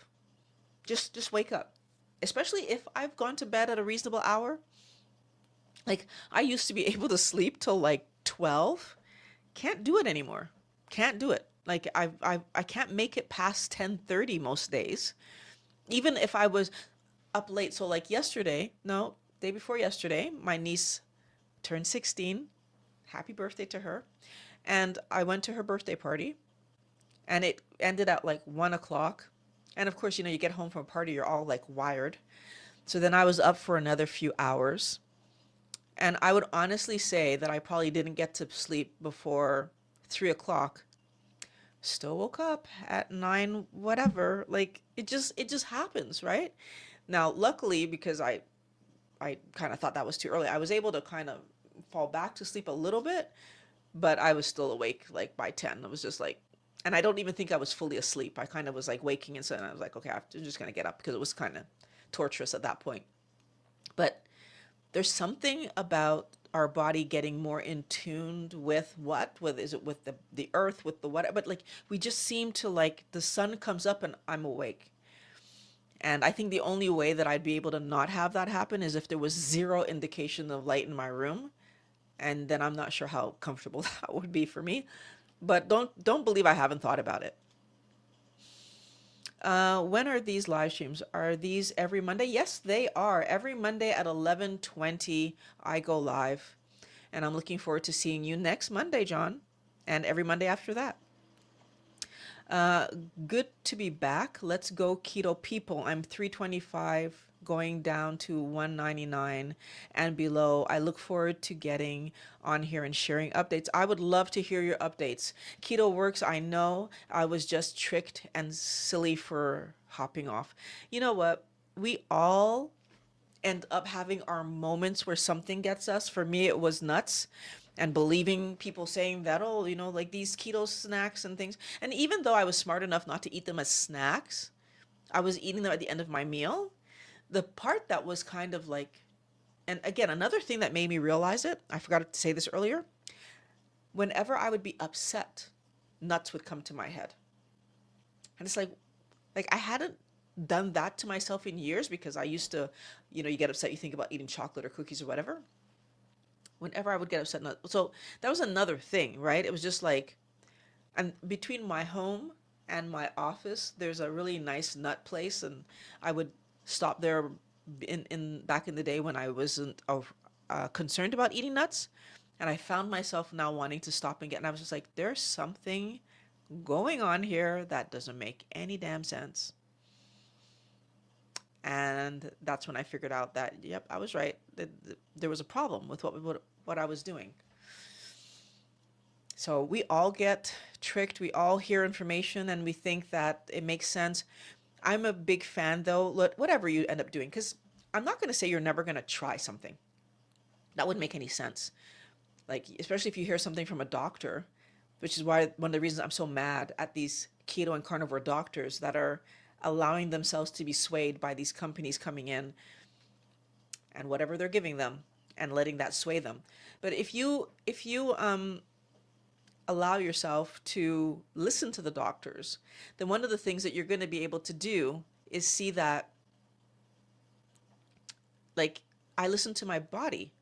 And if my body is telling me this is okay and I am not feeling any repercussions, maybe that's fine. But if you feel a repercussion, so if you find yourself chasing, which is what happened to me, it's like, this is not normal that I want to have nuts after every single meal. When, like, a few weeks ago, I was having it once in a blue moon. Or when I get angry that or sad or frustrated or whatever feeling that I'm thinking about eating some nut, that's not typical of me, right? And so it helped me to see it. So listen to whatever your body is telling you, because your body is trying to help you out. Happens to all of us. Yep. And Pat's right. We can do it. With me, it's never a willpower issue. It was a hormone. For none of us, John, for none of us, thank you for saying that. For none of us, it was ever a willpower issue. If I don't know that vodka isn't water. So let's say I grew up in the city where instead of giving kids water, they were giving them vodka, right? From the time they were little. And I'm just like all about drinking vodka. Do you think that I would ever question my chasing behavior? Right? Because I'm probably not going to just stick to vodka, right? Maybe I'm going to have beer and maybe I'm going to have wine and maybe, right? And excessively. Like when I look at British television and see how much they show people drinking over there, you have to understand this, because that's what they've been shown is fine to do, right? Like almost every show happens in a pub, but it's normalized. That's what they think is just, yeah, everybody does that, right? That's just normal. And even the ones who are not shown as having a problem with drinking still have multiple drinks per day. We need to understand how insidious this stuff is. Because if we don't understand, then we think it's our problem. Or I just have a willpower. No, none of us do. We all have hormonal issues based on the wrong thing that comes in. Because if you're drinking copious amounts, then guess what's happening? Your body is going to be reacting. And that's going to impact your hormones. You are more than welcome, Mazzolani. Mezzoline? I'm not sure where you're. Yeah, you're more than welcome. I don't know how to say that. Maccabees says, I'm so glad I found you. I'm really happy that you're here. I really appreciate you. I'm more than happy to have these conversations. I don't worry about macros. I eat when I'm hungry. Then eat the meat, eat the fat, and don't worry about the scale. That's perfect. That's absolutely perfect. I think, especially I in a conversation with Dr. Kiltz, he pointed out that the fat actually has protein in it. Something I'd never really thought or like paused on, but it's true. Like even our fat would have protein structure. Like, so even if you only ate fat, you're getting some animal protein, where like it just tells you how absolutely healthy eating animal stuff is.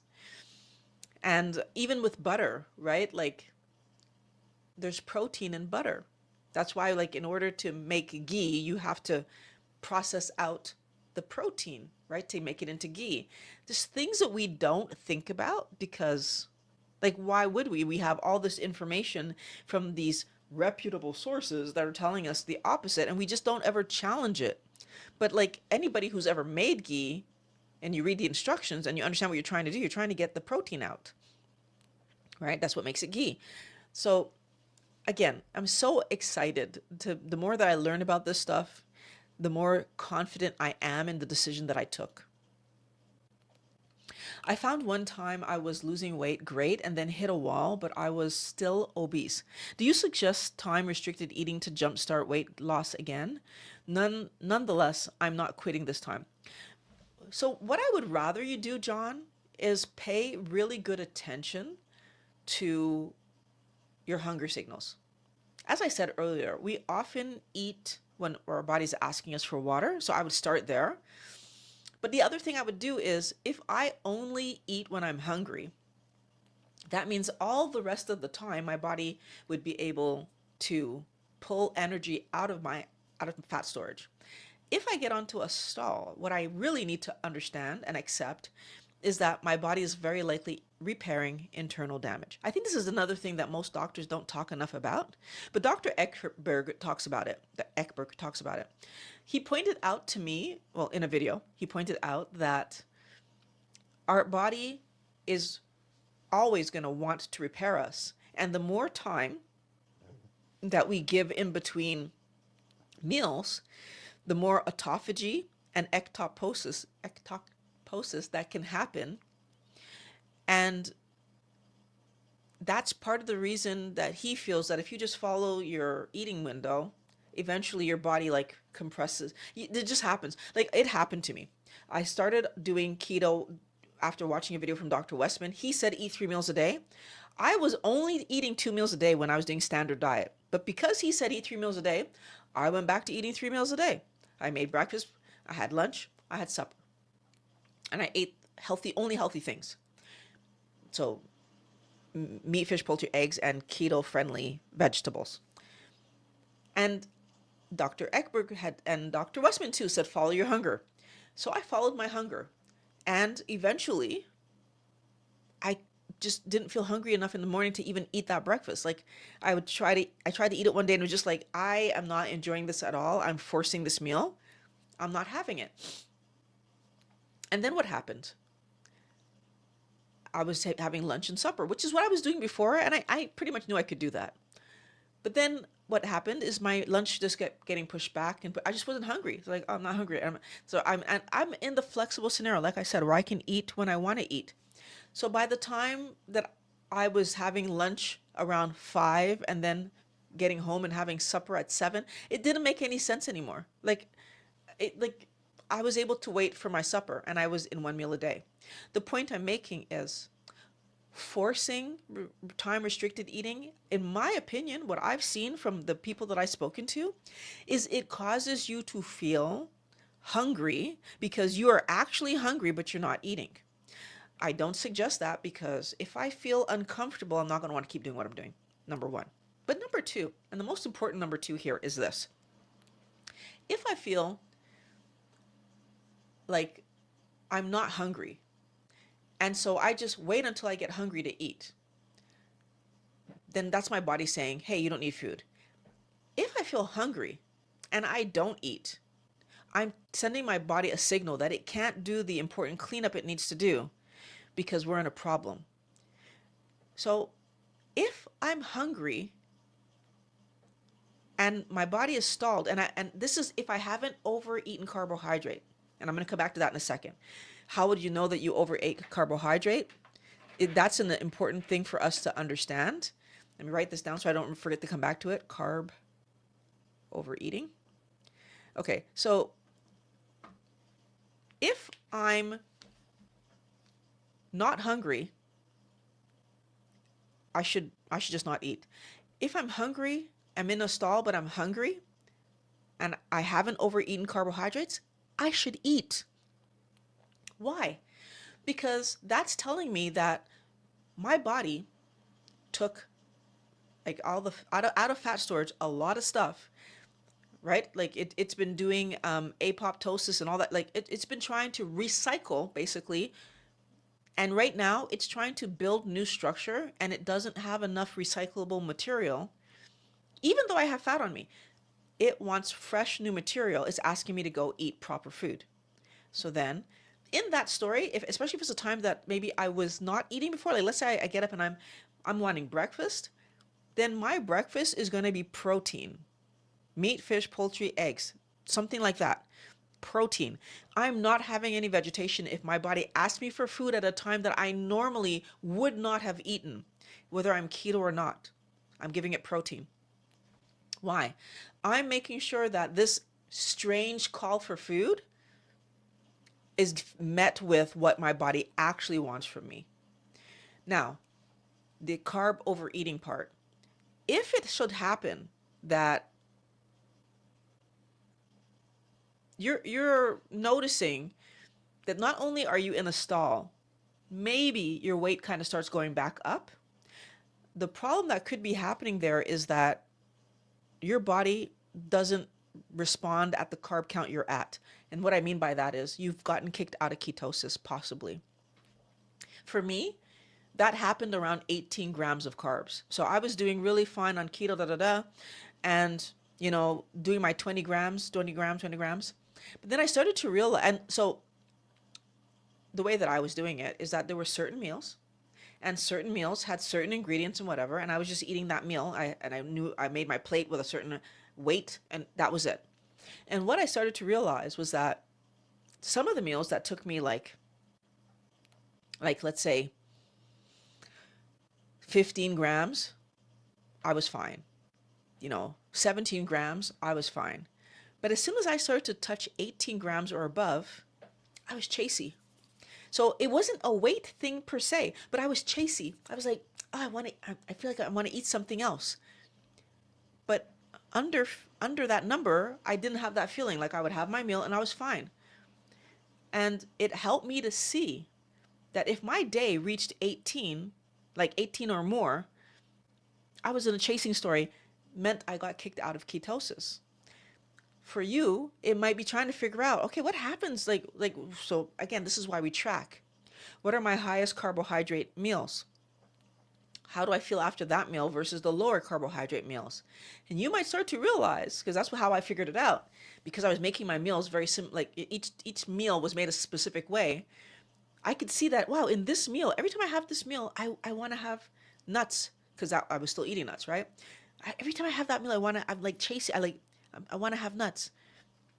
Whereas for other meals, I could finish it and not want the nuts, I was fine. Or not want to have anything else, I was fine. Wellness warrior, pay attention. Your body will tell you. But if you're not paying close enough attention, you're not going to be able to see the gigantic sign that's right in front of you. So I don't encourage people to fast for weight loss, because the other problem that happens there, which is more of a psychological problem, is that we are telling ourselves that we have to force our body to do something. No, we don't. Your body's right. If you need a pause and if you're eating properly and you're not overdoing the carbohydrates and everything is going according to plan and you are still not losing, no. I might change what I'm eating. I might, let's say you're in a stall and you're not sure, am I overdoing my carbs?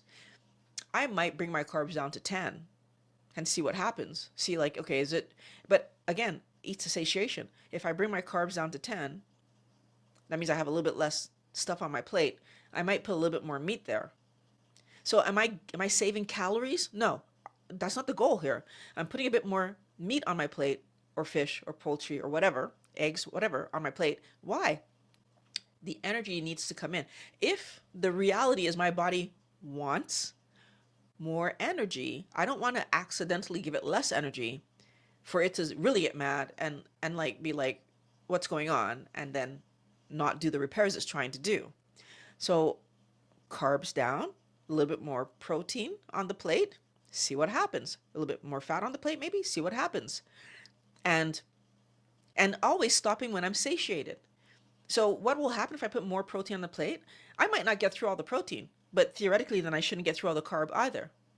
If you are always getting through your carb and not getting through your protein, you are making a mistake.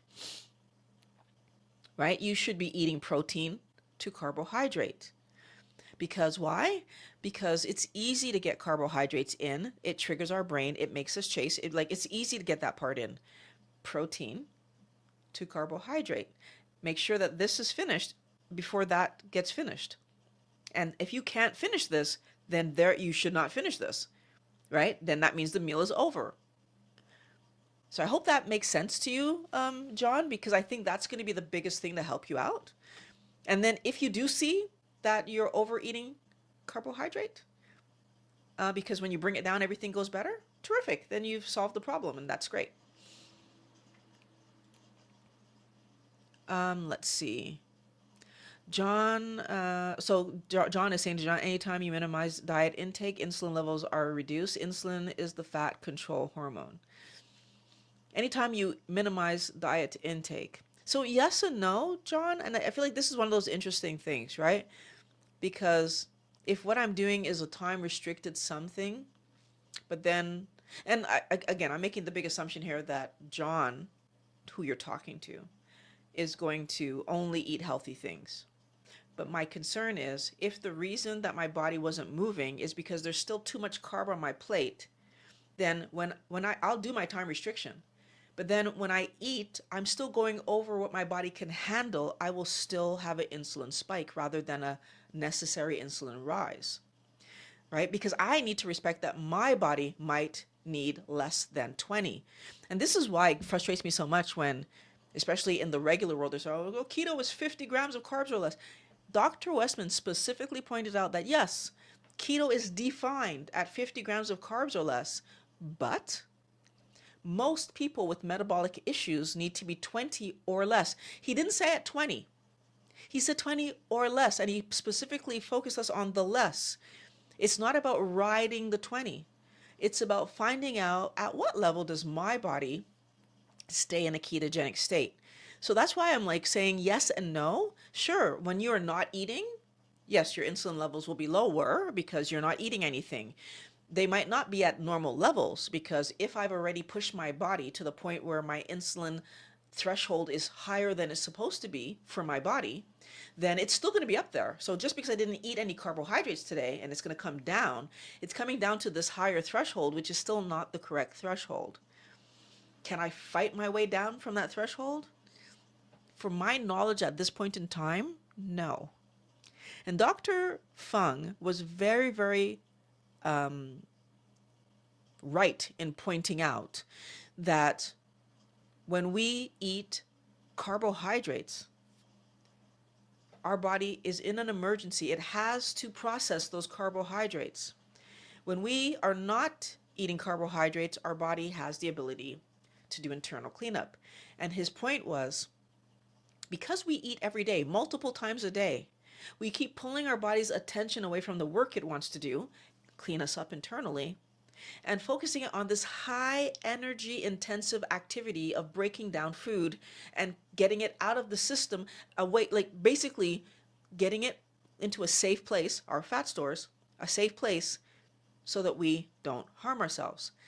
Because this is true, because our body just, if food comes in, it must do that work. Then yes, every time we eat, we're creating a pause on our cleanup, right? But the flip side of the coin is, it doesn't matter if I pause myself. So let's say I fast for even 4 days. If when I come back from my fast, the carbohydrates on my plate are high enough to kick me out of ketosis, I'm still going to get kicked out of ketosis. I need to know what that number is. So I hope that that's clear, because I absolutely want everyone to win. I want you to have success. And the best way for you to have success is to understand what's going on with your body so that you can do the things that helps your body to succeed, right? To do well.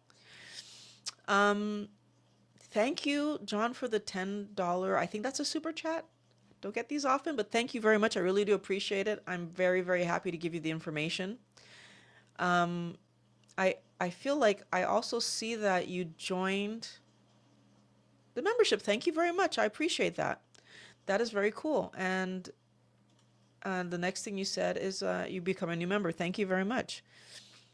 I really do appreciate that. Let's see. All right, I guess that's the app telling me that. But I do appreciate it, John. And I'm looking forward to talking to you more. I'm looking forward to answering any questions that I possibly can for you, because I definitely want you to do well. And that's the goal. That's the reason I'm doing all of this wellness work. I don't know if I said this today, but I have this idea that I want to know for a fact that I've helped 1,000 people. Like that, like something I said or taught contributed to you doing better. And John, I hope that I'm reading this well and I can put your name on the list of people that I've helped, because that would be cool. But you let me know. I only put people on the list who told me, yes, Violet, what you taught me helped me to move forward, because I want this list to be actual. I don't want to guess. If I helped you, I will put your name on the list. I'm actually planning to make a shirt where I'm going to have like that, like just on my shirt. Because I think that's so cool to know that I help somebody. And you know what? We don't get a lot of options in life to help people. I mean, I do just for the work that I do in general, but that's why I love it so much. But on this topic, especially, I would love to know that there are people in this world who did not know this information, the same like me. I did not know this information, and now they know it. And they know it because I took the time to share what I learned, and the same way that all these doctors that I'm learning from took the time to share what they're learning. You know, Dr. Berry and Dr. Berg talked about how they were overweight at one point, and learning this information just turned their entire world around. And there's so many other doctors that came to this information because they learned this and it turned their entire world around. And it's not just about weight loss. I mean, we're saving our internal organs. We're saving our internal. That is what helps us to live longer. So, again, very happy to drinking coffee is the first. Drinking coffee in the first hour and a half of being awake set up the day, set up the cortisol flow. Okay, for the rest of the day, a person never gets out of fight or flight mode. Interesting. Well, I mean, I don't know about fight or flight mode because that's a very specific anxiety scenario that a lot of people who drink coffee don't automatically show signs of. So I'm just going to point that out. So I wouldn't want to say that as a across the board reality, but I do see where it probably would increase your cortisol levels, but just not sure that it would go to the level of anxiety, which is what fight or flight mode is. But my more important thing that I will say there is that increasing cortisol, like that's not a goal that we have unless we need it higher. And what I mean by that is the reality for everyone is your cortisol levels are supposed to be at the right level, not excessively high or excessively low. And so, yes, if you're doing something that's leading you to like drinking coffee or any other caffeinated beverage, because it's not just coffee. We have Coca-Cola and Pepsi and all these stupidities. We have energy drinks like whatever. I don't drink energy drinks, but like all the sodas and the energy drinks and the fancy, you know, cappuccinos and all these things that we're drinking that just pushes our cortisol to be higher than it needs to be.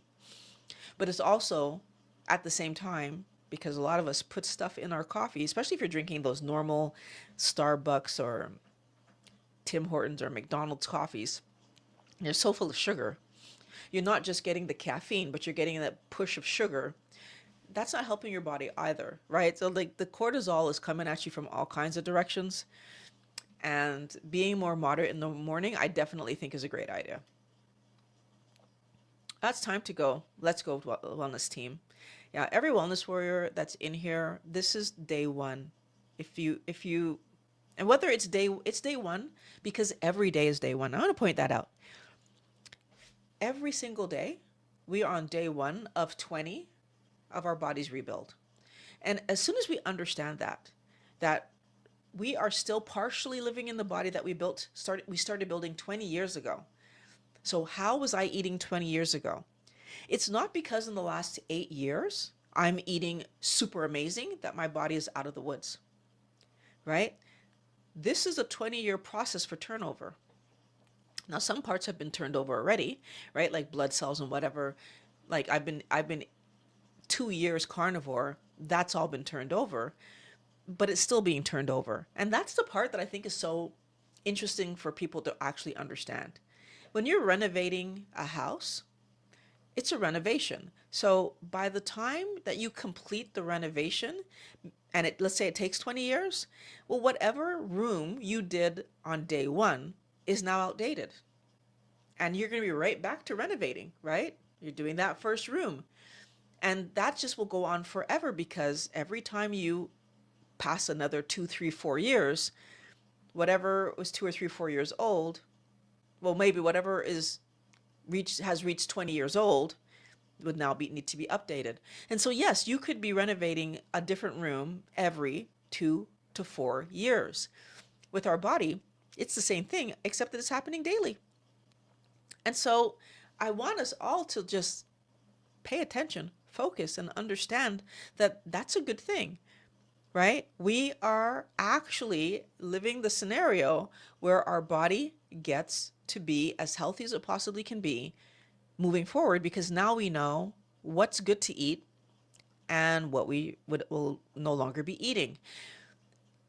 So the food that comes in is going to be the best quality food that you can put into your body at this point in time. And then if 10 years from now, let's say that you're carnivore without any spices, and that's a new thing that you're doing, then that's a new reset that we've done. And in 20 years from that, that's what would have built your body. So I'm super looking forward to the day that I'm 18 years from now, because that will mean I've been 20 years carnivore. But I'm still looking forward to the day that I'm 12 years from now, because that will be when I started my keto diet. There's always going to be new milestones, right? And I mean, 12 years from now will also be ish around when, so maybe 11 years from now will be when I put coffee down, for example. These are all milestones that matter.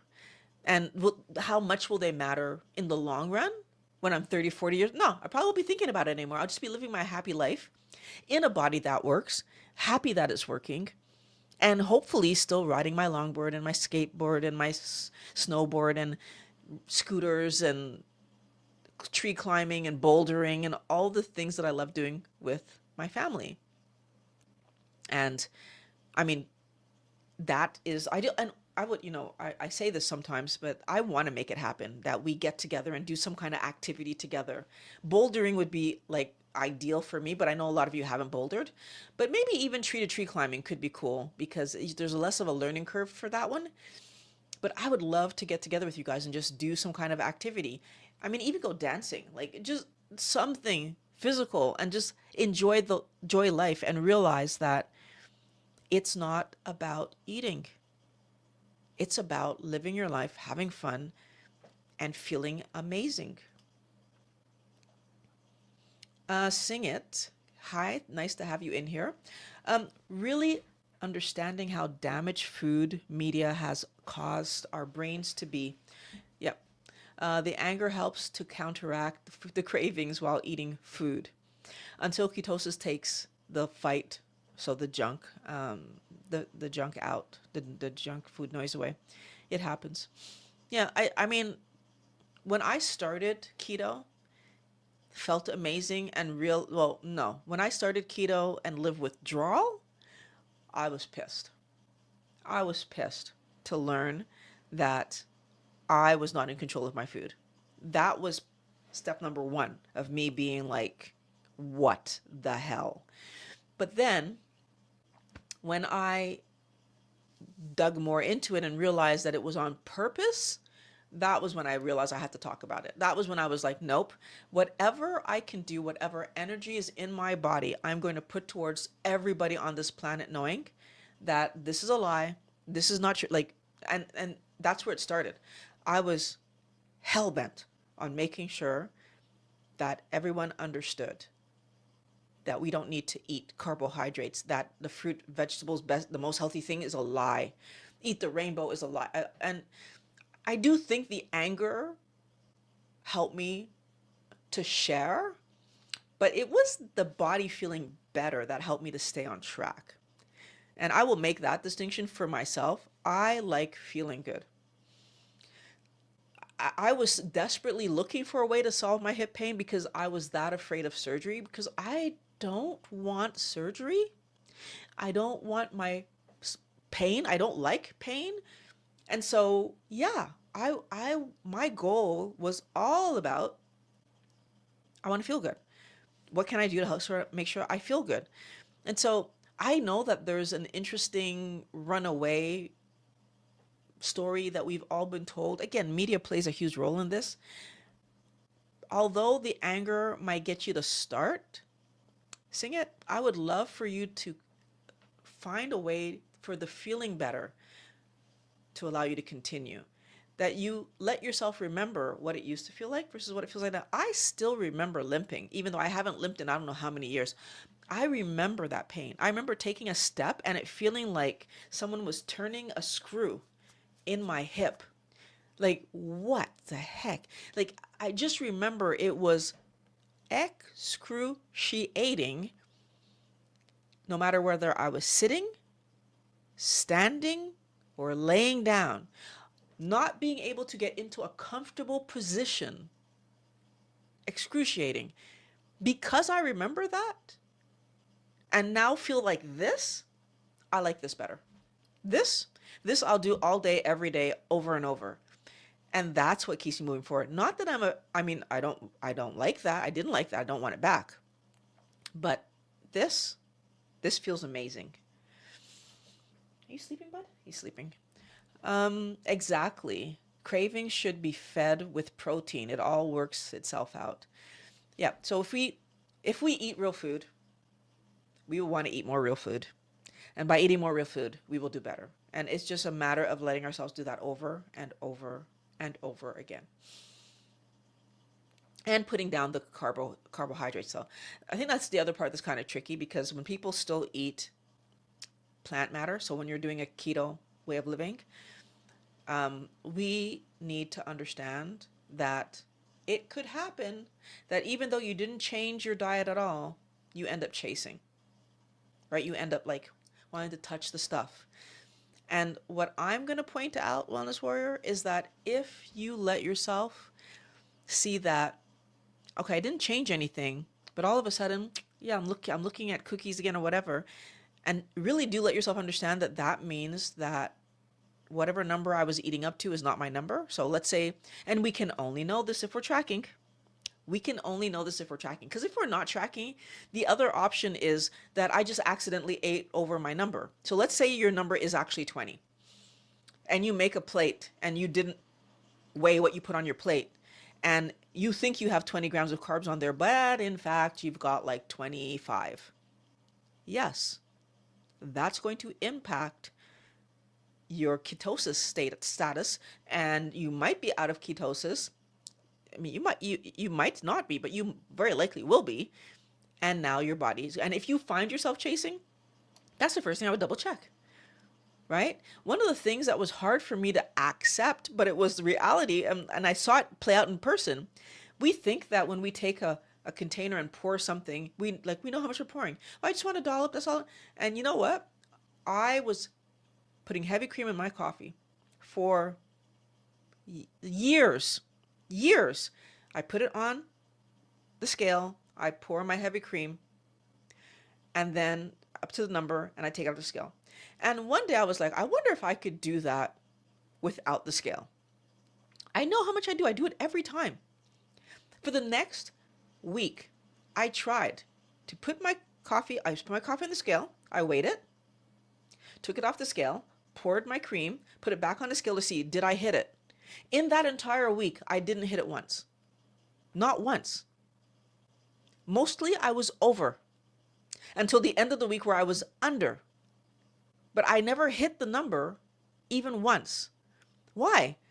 Because we're not going to. When you're pouring it and you see the numbers going up, you are measuring it and you're going to get it right because you're going to get it right. And that's important for us to understand, because not only did I see it from my own eyes that, yeah, I would have been, but the first few days before it was under, every time I poured it, I was putting more. Can you imagine if I thought I was doing right? Right? I was putting more, not less. These little things over the course of the entire day add up. My heavy cream. And then if I'm not weighing what I'm putting on my plate, and especially knowing now that every time I do it, I'm probably going to put a little more. So over the course of the time, how much would end up? And so please weigh your food. I know it sounds annoying. To this day, I weigh my cat's food. I want to make sure he's getting enough because I want him to grow to be as strong as he possibly can be. And when I just try to, and I do every day, I put it in and I say, okay, I think that's the amount. 9 times out of 10, I'm either way over or way under. And I have to take some out or put some back in. Like, this is And I do this every single day. You think I would know just how big a piece to cut off, put it on, boom, I have the right amount? Nope, never works. So, and for myself, I mean, I portion out my meats when I buy them so that they're all roughly between 400 and 450 grams of carbs.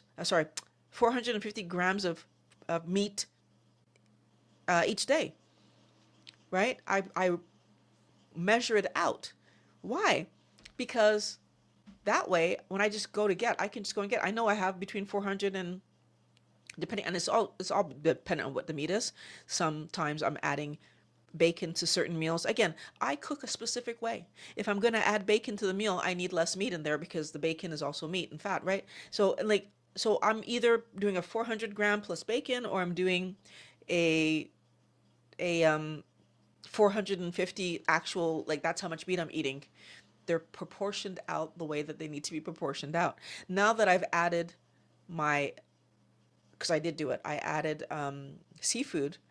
I'm going to see how this plays forward. But in my mind, I'm still going to have the same amount of meat and see, like, do I need to eat less because of the protein? Or, sorry, because of the seafood? At this moment, so last week, I didn't need to change anything. I was able to eat it and feel fine. Like by the end of the meal, I was like, okay, yeah, I like one or two bites to go. And I was like, yeah, I had enough. But it wasn't an overwhelming, like I can't finish half my meat. So I think I picked the right amount of seafood to do the job I'm trying to do.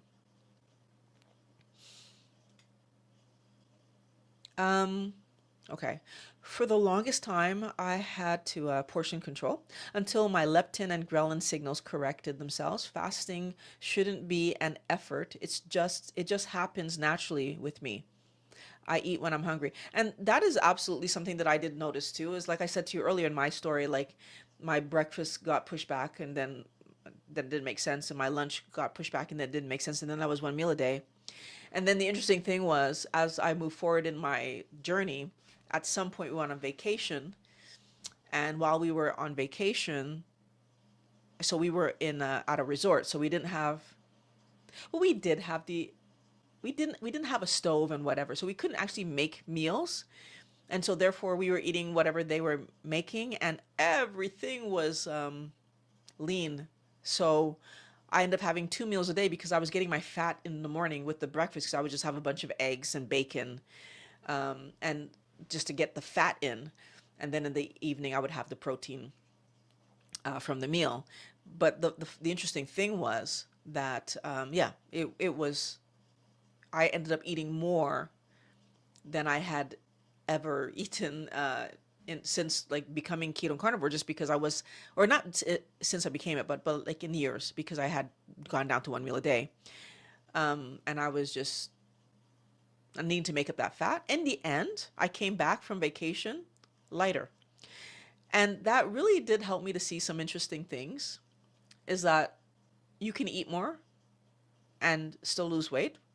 And a lot of people ask me, oh, but maybe it's because you were sweating that much. Trust me, I'm not the kind of person that goes to a hot place and spends all their time in the heat.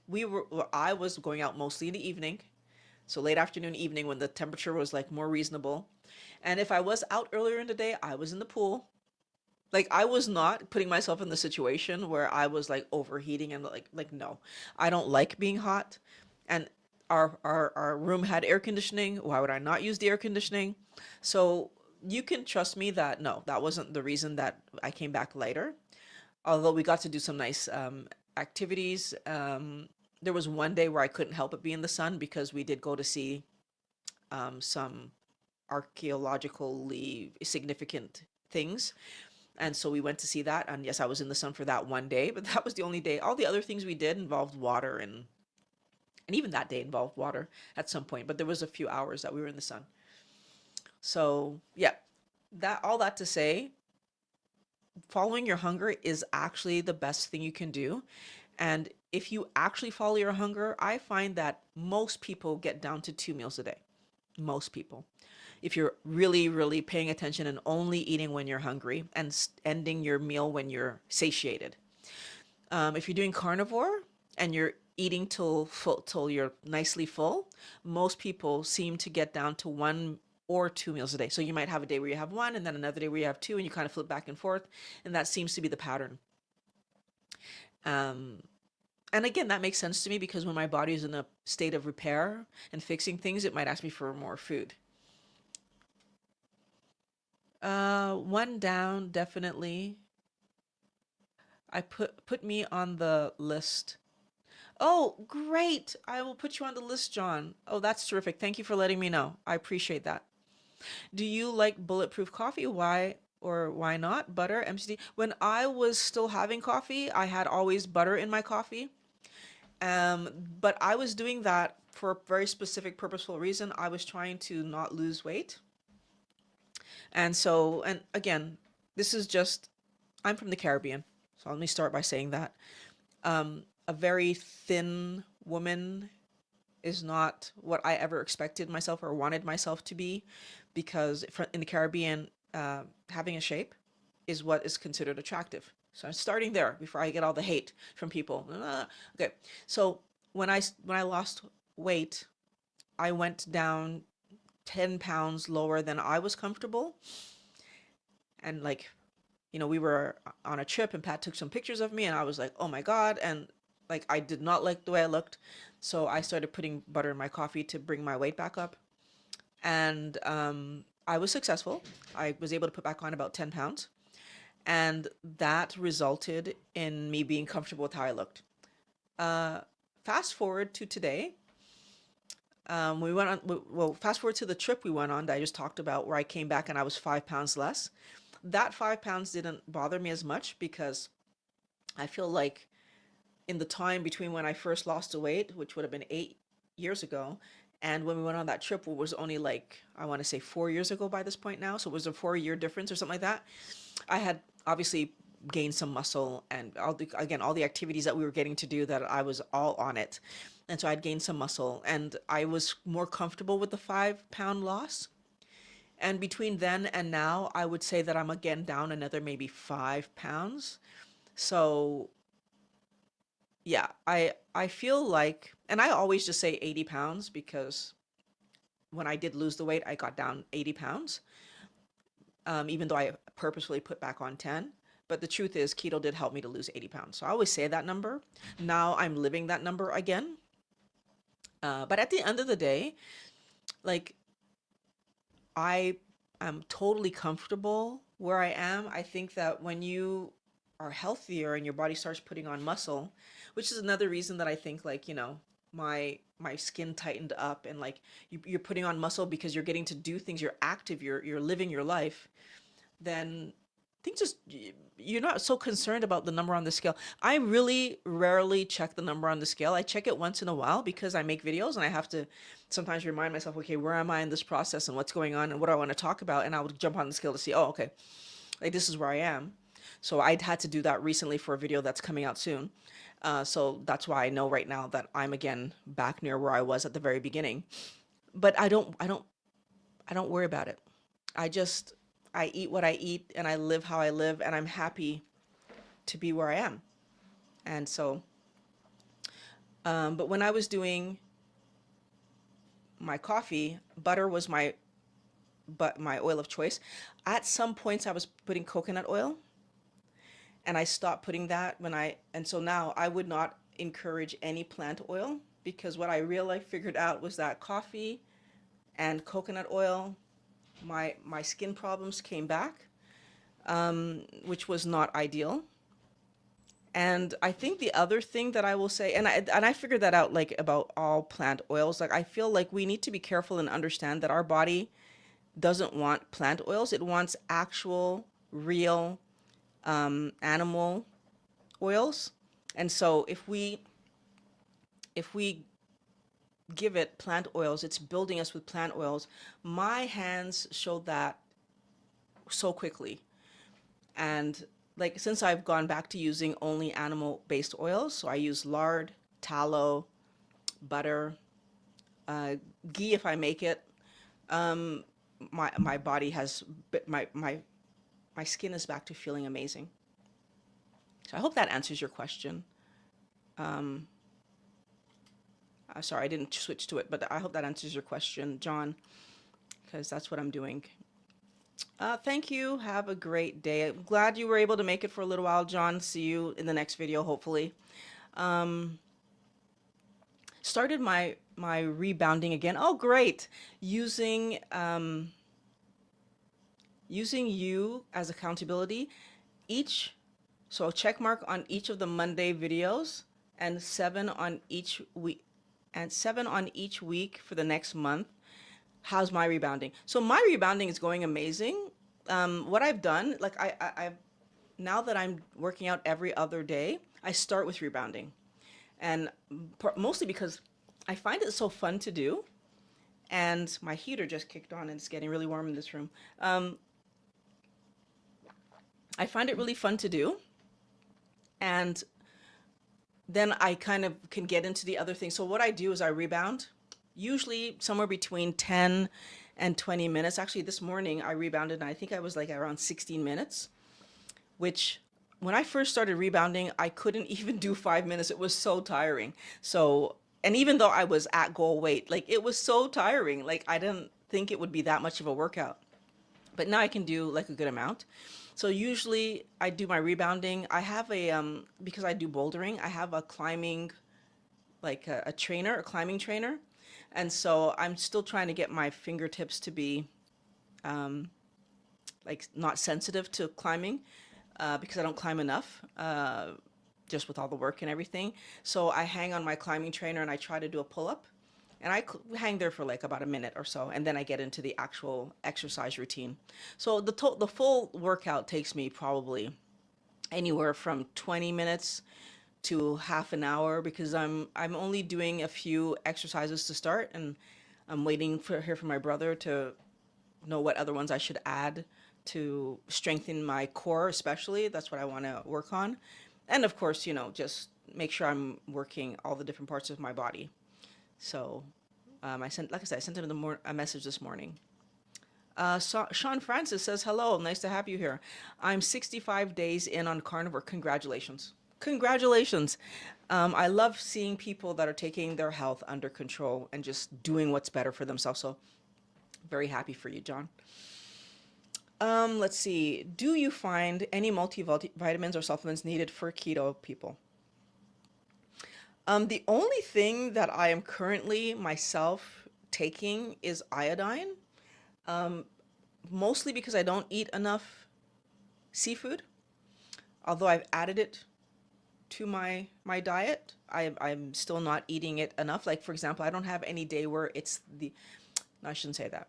I only have it as a full-on meal, like I would say probably once or twice a month. Hopefully at some point that will switch to being a weekly thing, but I don't like it that enough to make it like a weekly thing yet, but I'm working on it. I've been playing with different kinds of things to eat. So for example, I've been eating calamari that I'm cooking at home, still trying to find the right way to cook it, that I love it.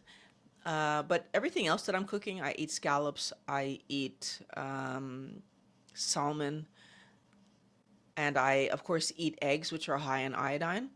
And since I rotate 4 meals, that covers all of my 4 meals. So I have salmon, calamari, eggs, and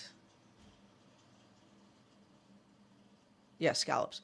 And I have them with each of my meals. And if I decide to have a full-on salmon day in the week, then that would just be a full-on salmon day. I probably would have my eggs regardless and have salmon and eggs because that's how I used to eat it.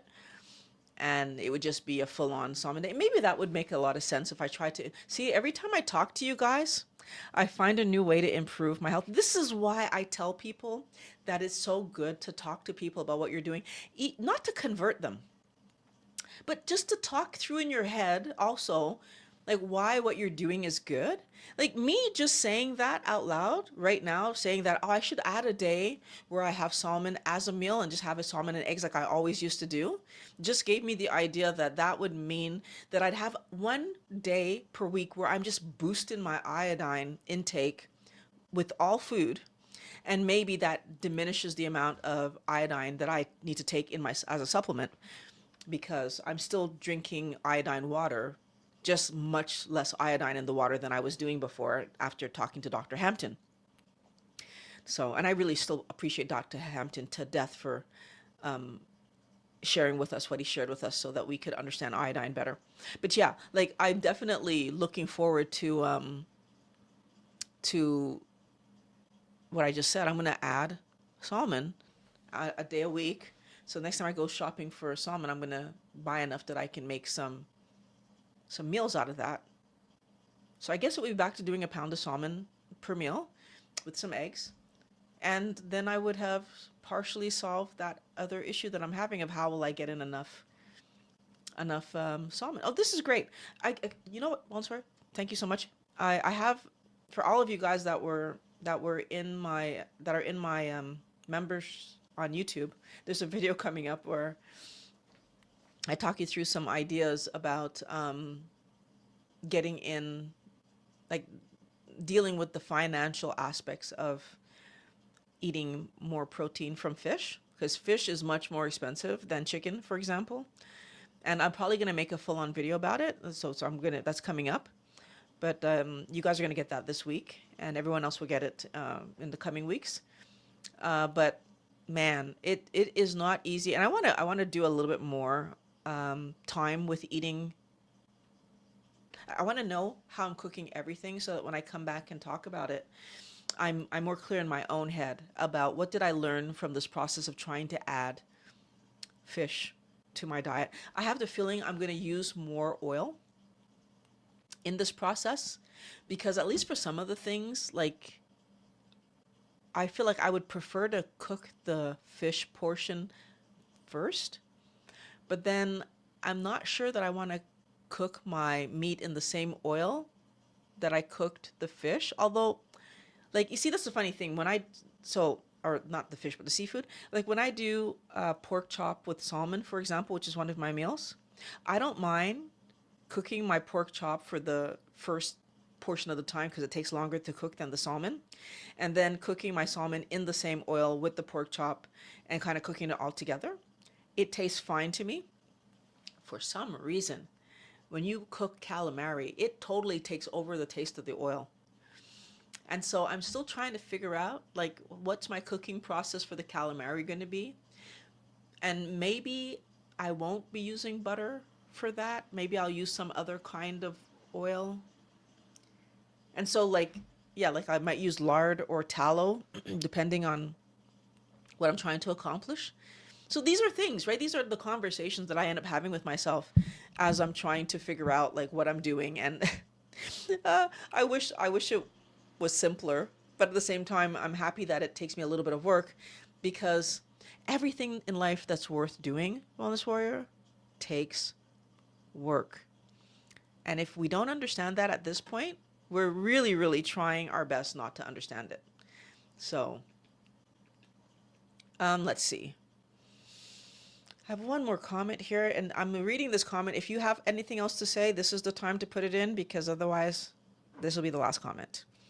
So I'm happy to say that my husband understands how bad seed oils are, only using beef tallow now. Oh my gosh, sing it. I love it. I love it. Congratulations. And the fact that you're rebounding, that you find rebounding fun too. Okay, now I'm so happy that we're ending on such a positive note. Love it. Thank you for sharing that. That's cool. So don't forget to watch Silencing the Food Noise. That video is linked down below. And of course, by the time that I'm able to put it in the end screens, I will. Prioritize health over taste, guys. And I'll see you in that next video. Click on the link. I'll meet you over there. Thank you, John. I'll see you next time. Bye. Today's video is brought to you by My Keto Consultations. You know how to do keto, but you're having trouble just sticking with it? Book a consultation with me and we're going to get you back on track. The link is in the description.